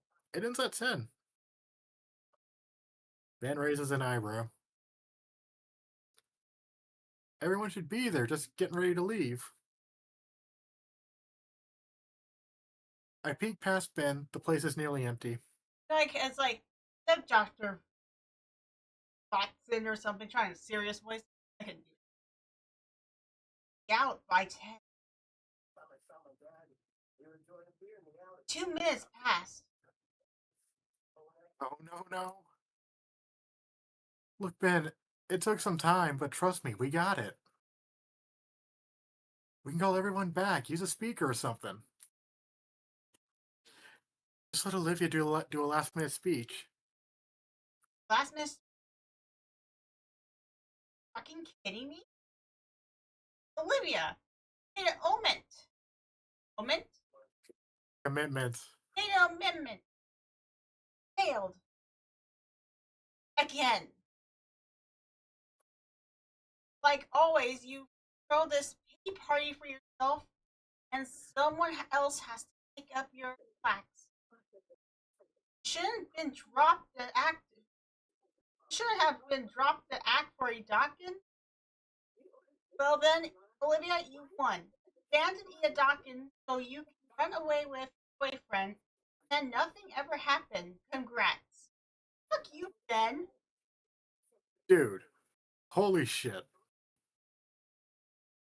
What the fuck is wrong with you? I get into space. Olivia tugs softly on my sleeve to pull me back. He sighs. Not getting worked up all. Not getting worked up all. You gotta speak. Okay, let me hear it. I'll be your audience. No. Thrilled. I moved to tears. Ben, what's gotten into you? Like Mia hit him in the head or something. Nothing. Just leave night. And Olivia. Stop looking at me like that. He takes a step back and lets the door close. I feel Olivia's constant tug on my sleeve. A deep exhale. It's not worth it. We walk back to the metro and is silent. From us, at least. The chatter from the couple around us is lively. Tales of a night well spent, how fun it was, impromptu plans being made to visit each other's place for the night. But Olivia just left out of it. She was so excited before. It's like someone clipped her wings. Someone. I'm not letting that guy live this down. A heavy gloom hangs above Olivia's head. Sitting silently in the empty car with her, any previous words I had to help are simply. Instead, I lean closer to her, my hands finding one of hers that's balled up tightly in her dress. Her finger softly and my finger softly unwrapped hers, carefully disentangling them from that soft cloth in her grip. Her head tilts upright, just enough so that I can see the fresh tears trailing down her cheeks. Once more, I take her face into my hand, my thumbs wiping away tracks of tears from her. A sorrowful smile spreads across her lips, small and feeble on the verge of breaking. Rising from the seat just enough to bring myself closer to Olivia. The hug is awkward and shaky from the rocking of the train car, but I keep tight hold of her, cradling her head against my chest. Hey,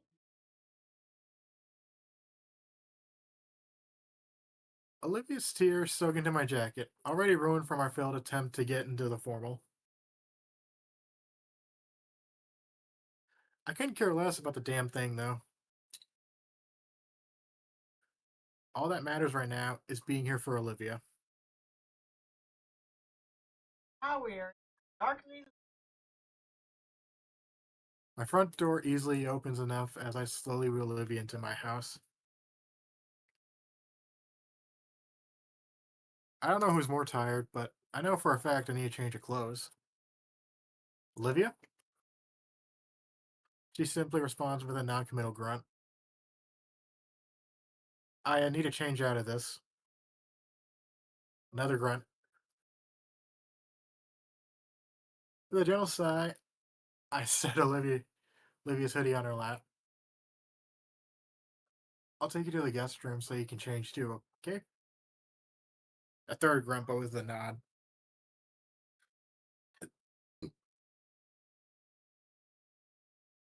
And I bring the girl to the guest room on the ground floor.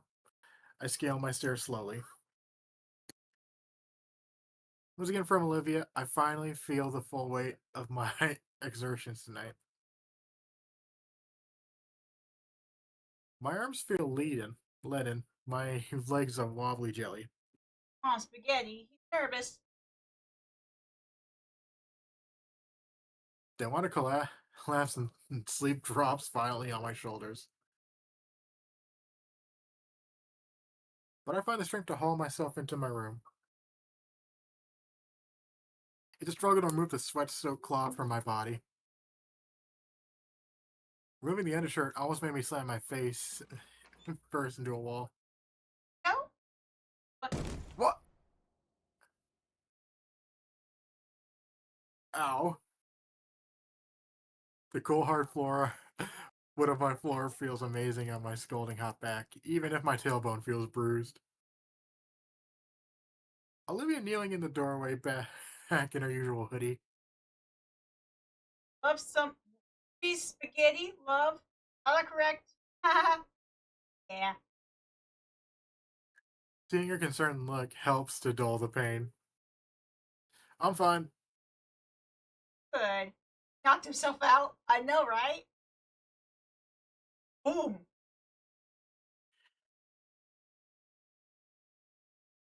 She shuffles further into the room, her eyes roving over my wall thoroughly. I consider standing, but my legs could use some reprieve. So I simply reach for the clean shirt I'd set aside and slide it on swiftly. Nice room. Thanks. My knee aches terribly as I shuffle after Olivia, uncaring about how it may ruin my dress slacks. Olivia plants herself at the foot of my bed, and I take the spot right next to her. Her hand finds Oh, mine immediately, and her head lands on my shoulder. oh, lovers. Yeah, lovers. Mhm. Oh, it's been 2 hours. We simply sit relax So like I that. can still keep going if you have to go or something. I want to at No, least you're get good. this You're good. ending. You're good. We simply sit and relax like that. Stress from it all oozes off me as Olivia nubbles against me. I should have put as a stream as like we're gonna get all the ending hours. I'll get one of a few endings. It's not sort of silent serenity that settles on us.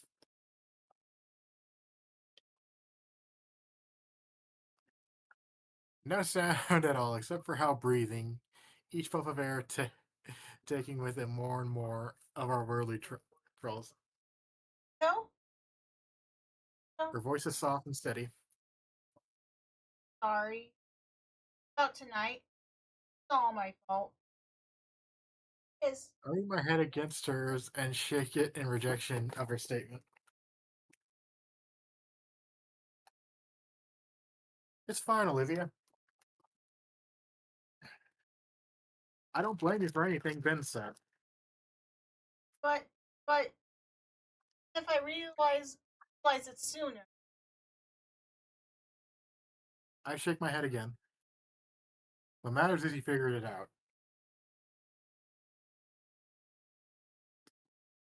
And I'm sure that Mr. Iadakin, her breathing hitches at his name.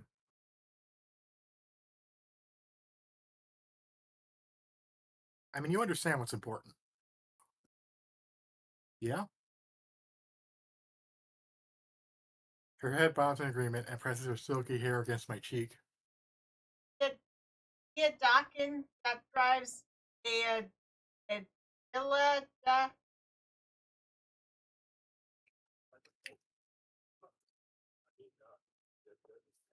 What matters now is that we're together and enjoying the rest of the night, okay? That's a She Russian bows her head car again, brand. and I feel Oh, her anxious sigh escape her. how smooth. How smooth. I know. That's what I'm saying. Get in there. What? Don't look at me. You're thinking of it. I'm thinking of it. So, what do you want to do? It looks like they're about to kiss. We could watch movies, or maybe I can show you some photos of. Oh, kiss, kiss, kiss, kiss. I pause to hear out what she wants. Just like to stay here. Of course. Another pause. Eh? What is it? Just name it, Olivia, and I'll do my best. Oh, could you turn off the light? Yeah! The lights? Those lights. The ones with the switch all the way back at my doorway? Here we go! Yeah! My legs are practically cinder blocks, now with how heavy they feel. But if that's what she wants. To the viewers. Of course. Sheer brutal agony races through my sore legs, but I manage to get to my feet. I swear, I hear snickering as I slowly shuffle to the light switch. Must be my imagination. Oh. Once I manage to get to the wall, it's a simple matter to flick the switch off and douse my room in evening darkness. Whoa. Whoa, she's showing his body to Olivia. Exactly. There's a gasp from Olivia as I manage to turn without collapsing to myself. Olivia? Stars, Nico. Stars? Now comes the spiciest part. I think so. In the dim moonlight filtering into my room, I can see Olivia's turned toward the windows. The bollock sauce. Yes. Okay. Huh? No matter what the carb is out there,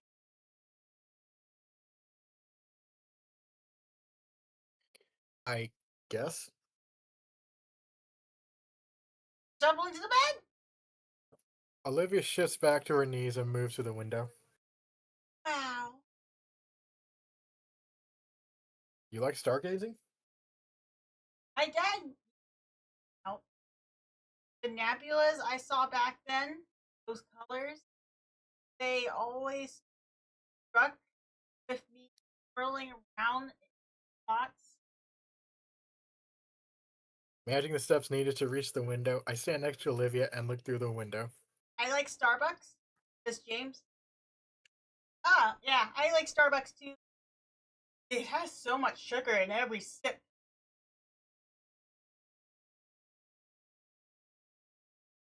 It's a clear night with the moon only on the quarter waning.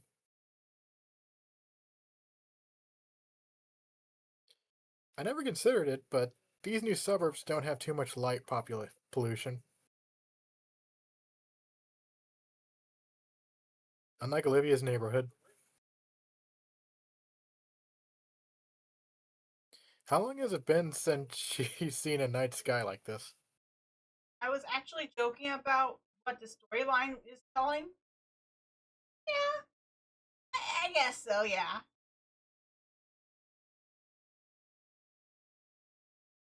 My legs finally reach their tipping point, and I find myself collapsing into my desk chair. We don't actually have like American Starbucks in my country. Oh, don't. Interesting. Just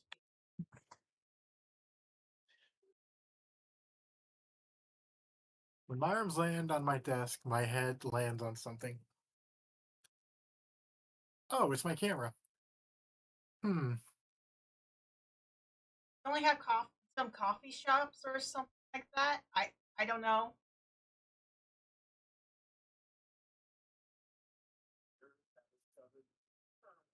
Say, Olivia, Huh?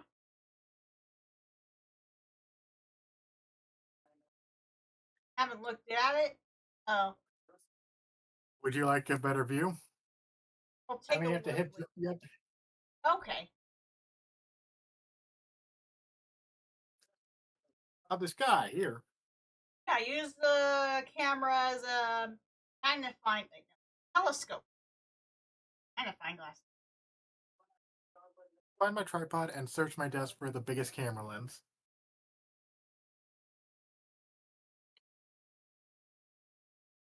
After some practice setup, the camera's pointed right out at my window, aimed at the cosmos above. And then the whole thing is connected to my computer. Oh, I see what's wrong.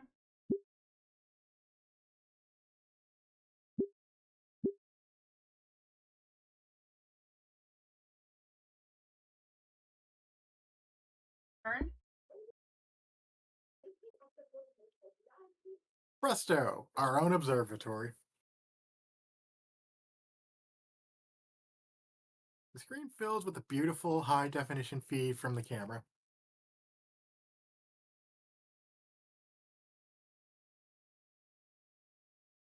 I slap I slide into the computer chair to show Olivia. Whoa. Want to come see?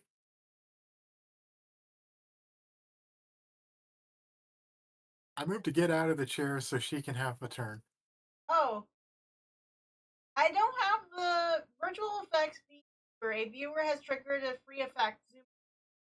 I need to figure out how that works. Like, supposed to throw things at me, give me a head pat or something like that, but I can't figure out. I'll figure it out after. Actually, tap zoom in. You're good. Okay, don't worry. But in a flash movement betraying her tired exterior, Olivia forced herself into the chair right on my legs. Right. Feeling her weight press into me is Tapped on it by accident. Yeah, no worries. It's fine. nice. It's really nice.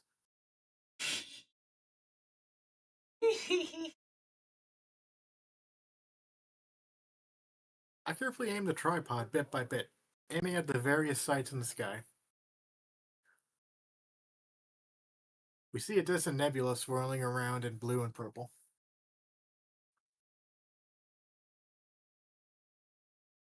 It's only barely visible, but it's there. I could paint something like this. I should paint something like this sometime. I bet it'd be really pretty. I don't think I could do it justice. You don't think so? I'd like to see you give it a shot.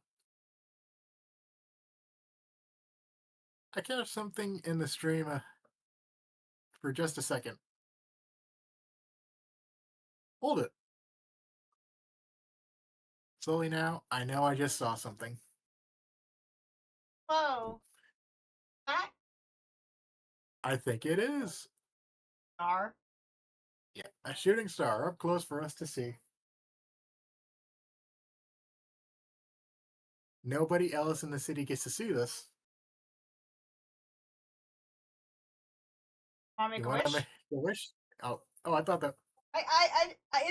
it is your line, but I just want to get the story. I want to get the ending.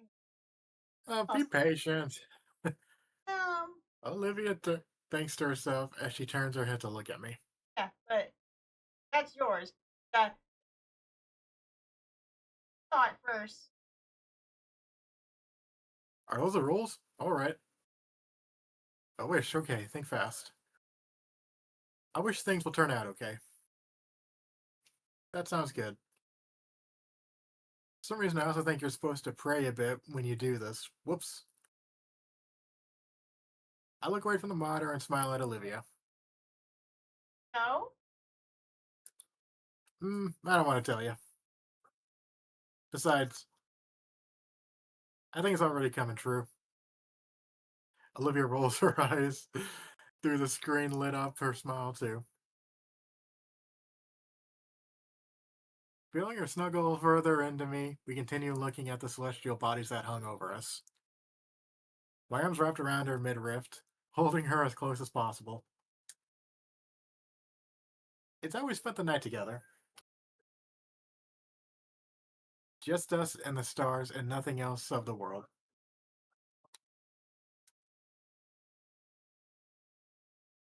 The purr reverberating from Olivia and through my chest soothed us both to sleep.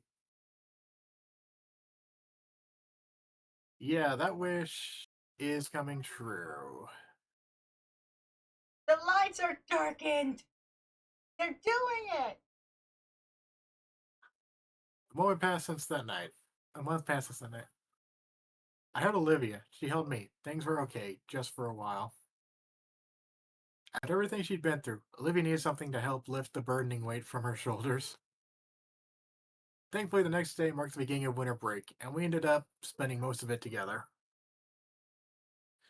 Most of the time, I was just hanging out. We were just hanging out at each other's house, watching shows and playing games.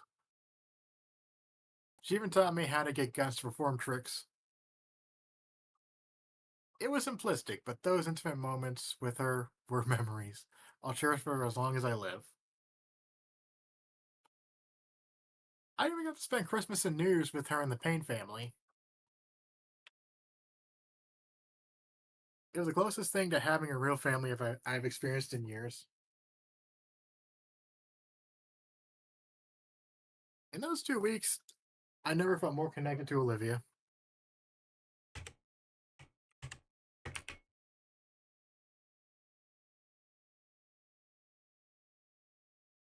Time marches on, though, and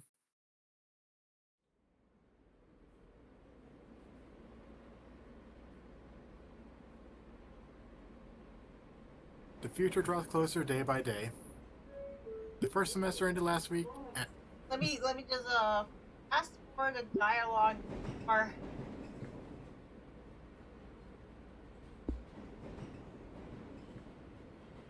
we've also given our college prep packets,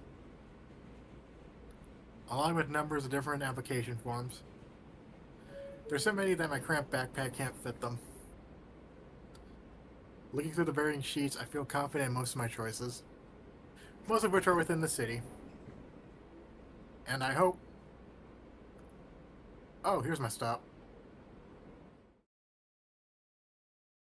Holding two overlay photos to my chest, I make my exit and head for my usual destination.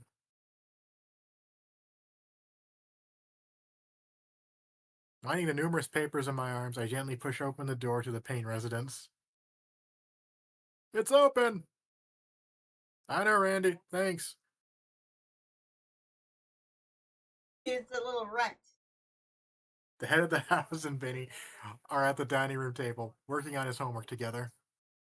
Hey, Inky, Bibby's room. Vinny, stay focused.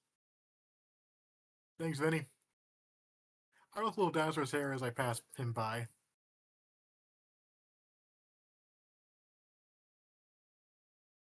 Pushing through my girlfriend's bedroom door, I come to see her. Ah, look at me. It's perfectly fine for me to ignore you and I frames and one shot with you with some bullshit oversized turd looking sword.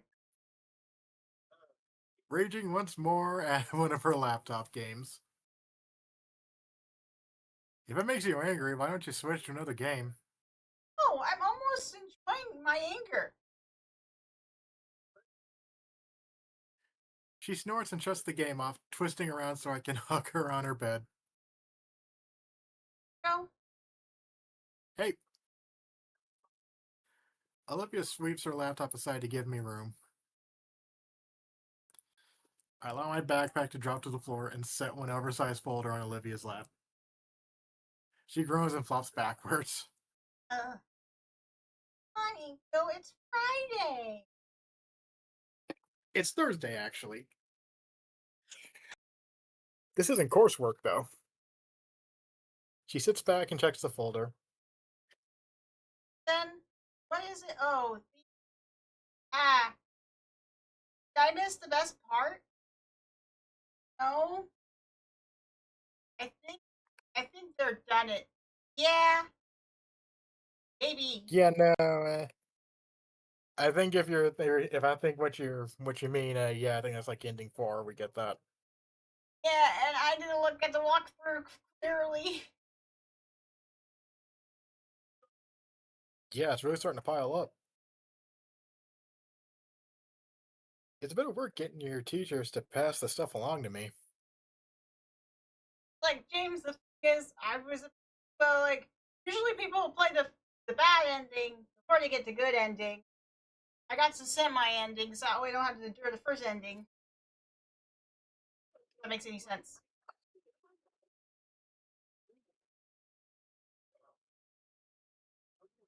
Only a groovy. You really need to do it. Yes. Come on, I know most of this stuff, so so that this will be a cinch.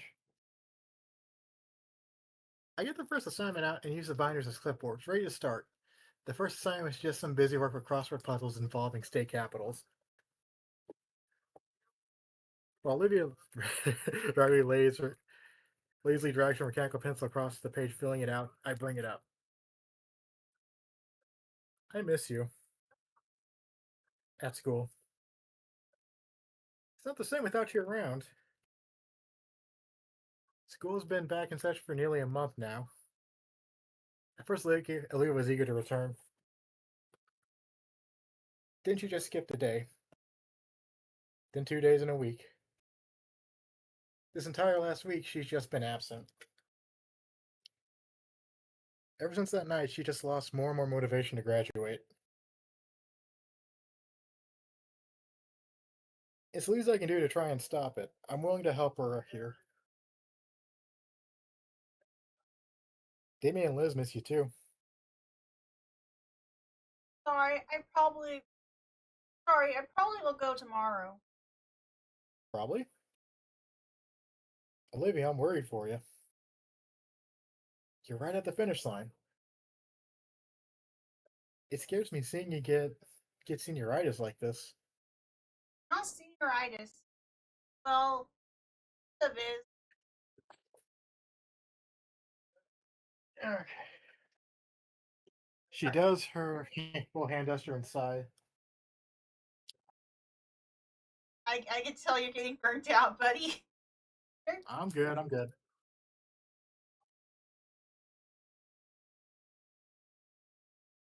I'm not going to do benefits from high school, huh? Right? I don't think that's true. You can't be too sure of anything.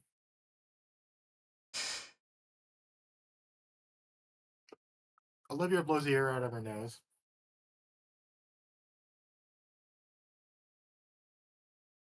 I just want to clip the dialogue thing faster. I place a hand on Olivia's shoulder.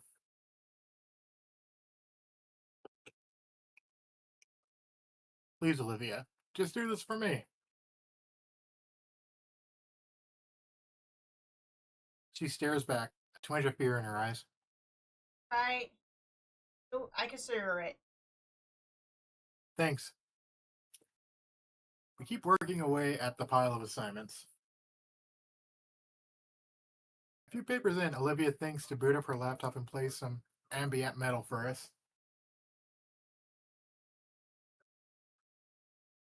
She occasionally asks my opinions on a song, self-conscious if I'd like it or not. At this point, Mr. Payne lets us know he's heading out for some errands. This is pretty nice, getting to teach Olivia what she'd missed in her classes and keeping her up to speed. Dare I say, the schoolwork is even relaxing.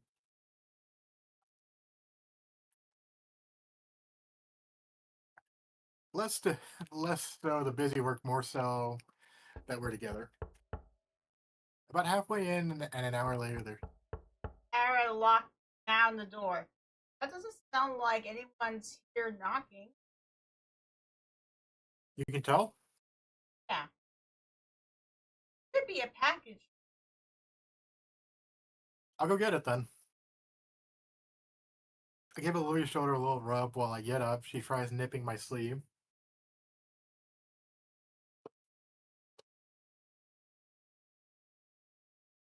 It's pretty cold out, so I shouldn't take too long to get it. If it's a package, it may be something that's not even good to leave out. We don't want porch pirates. I open the door. Dinosaurs. Oh! Why are you here? Hey,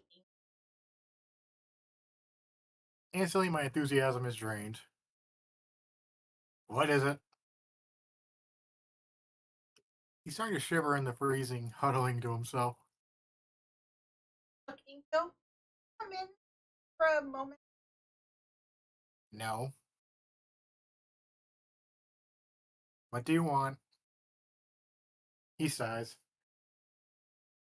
I know things didn't go well when we last talked. Didn't leave on good terms. I'm here because Olivia. Why not she? Why is she not coming to school? None of business. She needs to keep her. Oh, sorry. To keep her grades up. I feel my lips instantly curl, my expression into a grimace. What? Fuck off, dude. Oh, yes. What the hell do you think this is something you need to be involved with? I'm working on it. Are you about to lose her ill ability for graduation? Going to flunk out. My fingers dig into the wood of the doorway. So why is there finger digs in the doorway? Uh, I had figured, but she hasn't missed that many. Olivia completed all the assignments and how close? dangerously. It was enough that I got a memento. What do I do then? I need to convince her to go back. Some people let her get away with it, handling her pity points, but there should be no excuse for this dire. What do you mean, some people? So, obvious, you're not the only encouragement to fail further into the abyss. If you keep enabling her to sack off, she's never going to improve.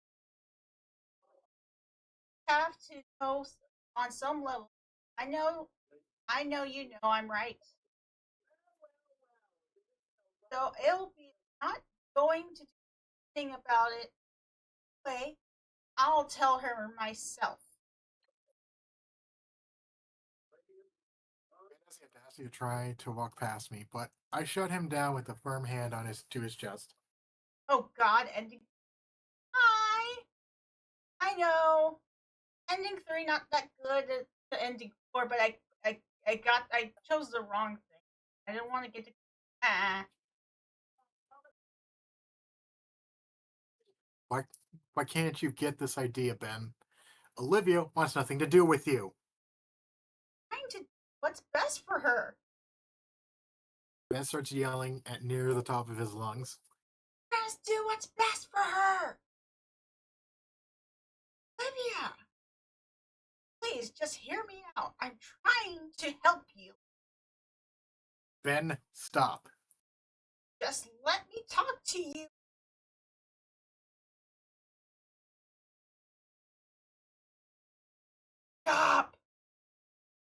Yeah, I said that. I don't think it picked you up though, so I just helped you out. Just stay away from us before you make things even worse. This was also my first ending. But yeah. Go yelling at Ben because I think it was Jengus's too. oh, it was? Ben stands there, unable to form any more words for a while. I can't either.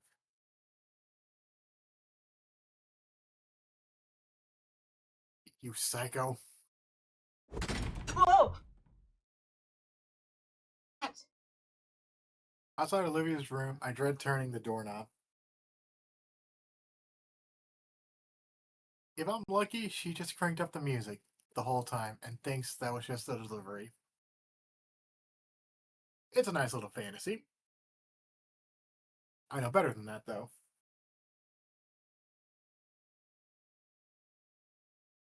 The music's already turned off. She turned it down when I opened the door. I sigh and open up. Olivia's huddled on the bed, holding her knees tight. Hello, Maddie.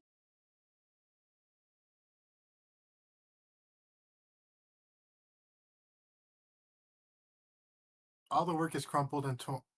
Turn off the side of her All the work bed. is crumpled and turned. Got the side off her bed. Damn it. So happy. And now she's sad again. I was close. Olivia? Sorry. I can't. I ignore the sound of the paper being crushed beneath my foot.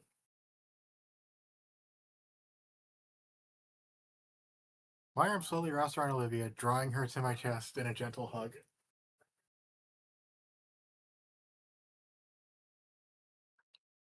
Though her wobbling gasps of breath, she whimpers a mantra of apologies.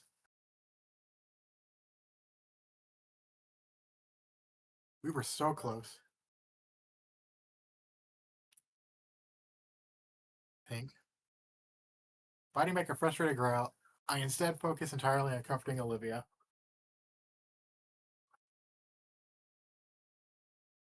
We were managing at least. Today would have been the day.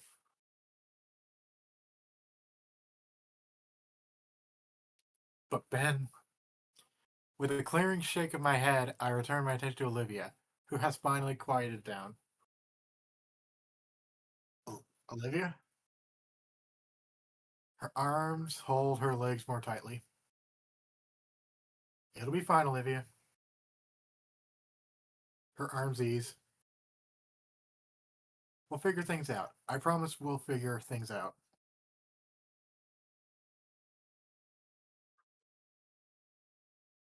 The rest of the school year is a blur to me. Days turn into weeks, weeks turn into months. Didn't even hit me that I was graduating within the day until the day finally came. Being handed my diploma, shaking each other's hand, it almost felt surreal. It was the moment that I had been anticipating the entire year. I finally achieved it. Although it didn't feel quite fulfilling knowing Olivia was sitting with the audience rather than beside me. Regardless, I don't have the time to dwell on the past. I don't need to worry about our future, and that means supporting her. I don't even bother to check what the acceptance letter had to come from, only that it was still here in Volcandra. It was simply a matter of going there, going through the motions, filling a schedule, talking with the counselors, and choosing whatever program. The content didn't matter, just the need to get somewhere for both of us. The late March rain patters on my windshield. Pollen is about to start being a problem soon. Man, I can't wait to just relax. Today sucked. Between the yelling, almost getting hit by a car, and the running everywhere, I'm exhausted. Think of Olivia and Yeah, it's all worth it. I can't wait to get back home. Spring break finally rolled around. All of my coursework is finished and submitted just in time. I haven't had the time to compare cordial well wishes to all my professionals. That leaves all my responsibilities ticked off my mental bucket list. The next 2 weeks are completely open for the two of us to enjoy. It's been a while since we were able to go somewhere. Maybe I should plan something romantic. Maybe something to get some real fresh air and take advantage of the weather before I end up congested. Like camping. That'd be a lot of fun. I entertain myself with the thought at the rest of the way home. The lo-fi hip-hop station currently playing helped a lot, too. Olivia's recently gotten into it and wanted me to give it a listen. Gotta say, it's pretty good. And yet, Finally, I arrive at my flat.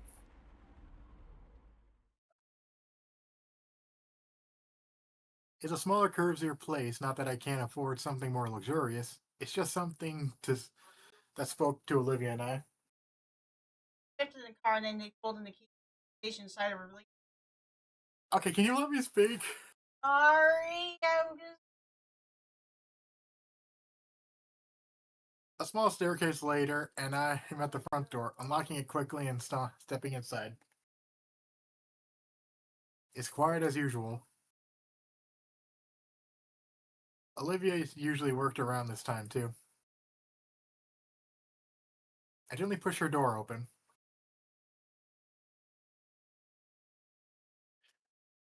She sat quietly in front of her drawing tablet, carefully painting a dramatic landscape. The colors of the digital screen shine off her visage, tinting her gentle smile with some sort of exotic colors. I caught her at a good time. She looks stunning.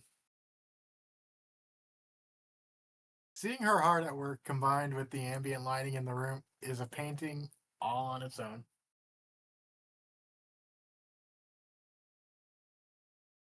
When she sees me, the corners of her mouth peek up, and I see a bit of that sparkle in her eyes. She waves to me and mouths out a silent message. I ate a cup sandwich. Yours is fridge. I return a thumbs up. I'll be out in a bit. Let me wrap it up here. I gently shut the door to not make a sound. About that, guys. I'll need to start wrapping up soon, so same here.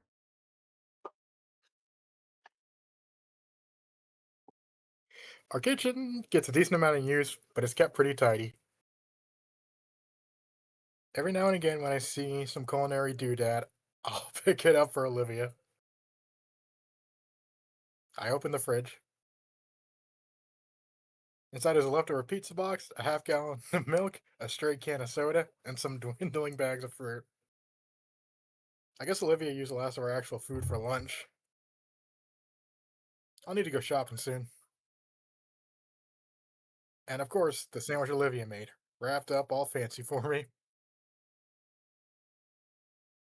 There's even an olive spiked through the top of with a toothpick. Ew. They all are good. Looks No, good. they're sour grapes Yes, with a red thing in the middle. they are different plants. No, they're both round, so they're the same plant, right, chat? No, they're not. No, they're not. I grab the soda and shut the door. And they're salty, not sour. no, grapes are Ordinarily, sweet. I'd say at yeah, they're not grapes, they're olives. I sit at the table, but the couch is too inviting for my store back. Olivia should be done with her stream soon. Maybe I should rent a movie or something.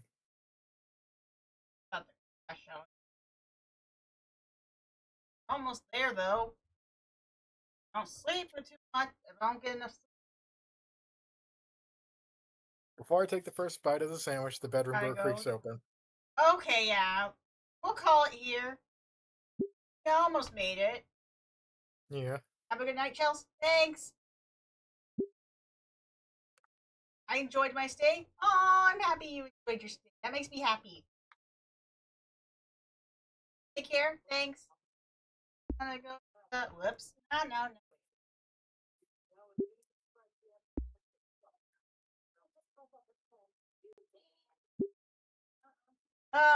So I'll be playing desktop Explorer tomorrow. Might try finish the game tomorrow too as well. Maybe if I decide if I get lost in the game. Bye. Bye.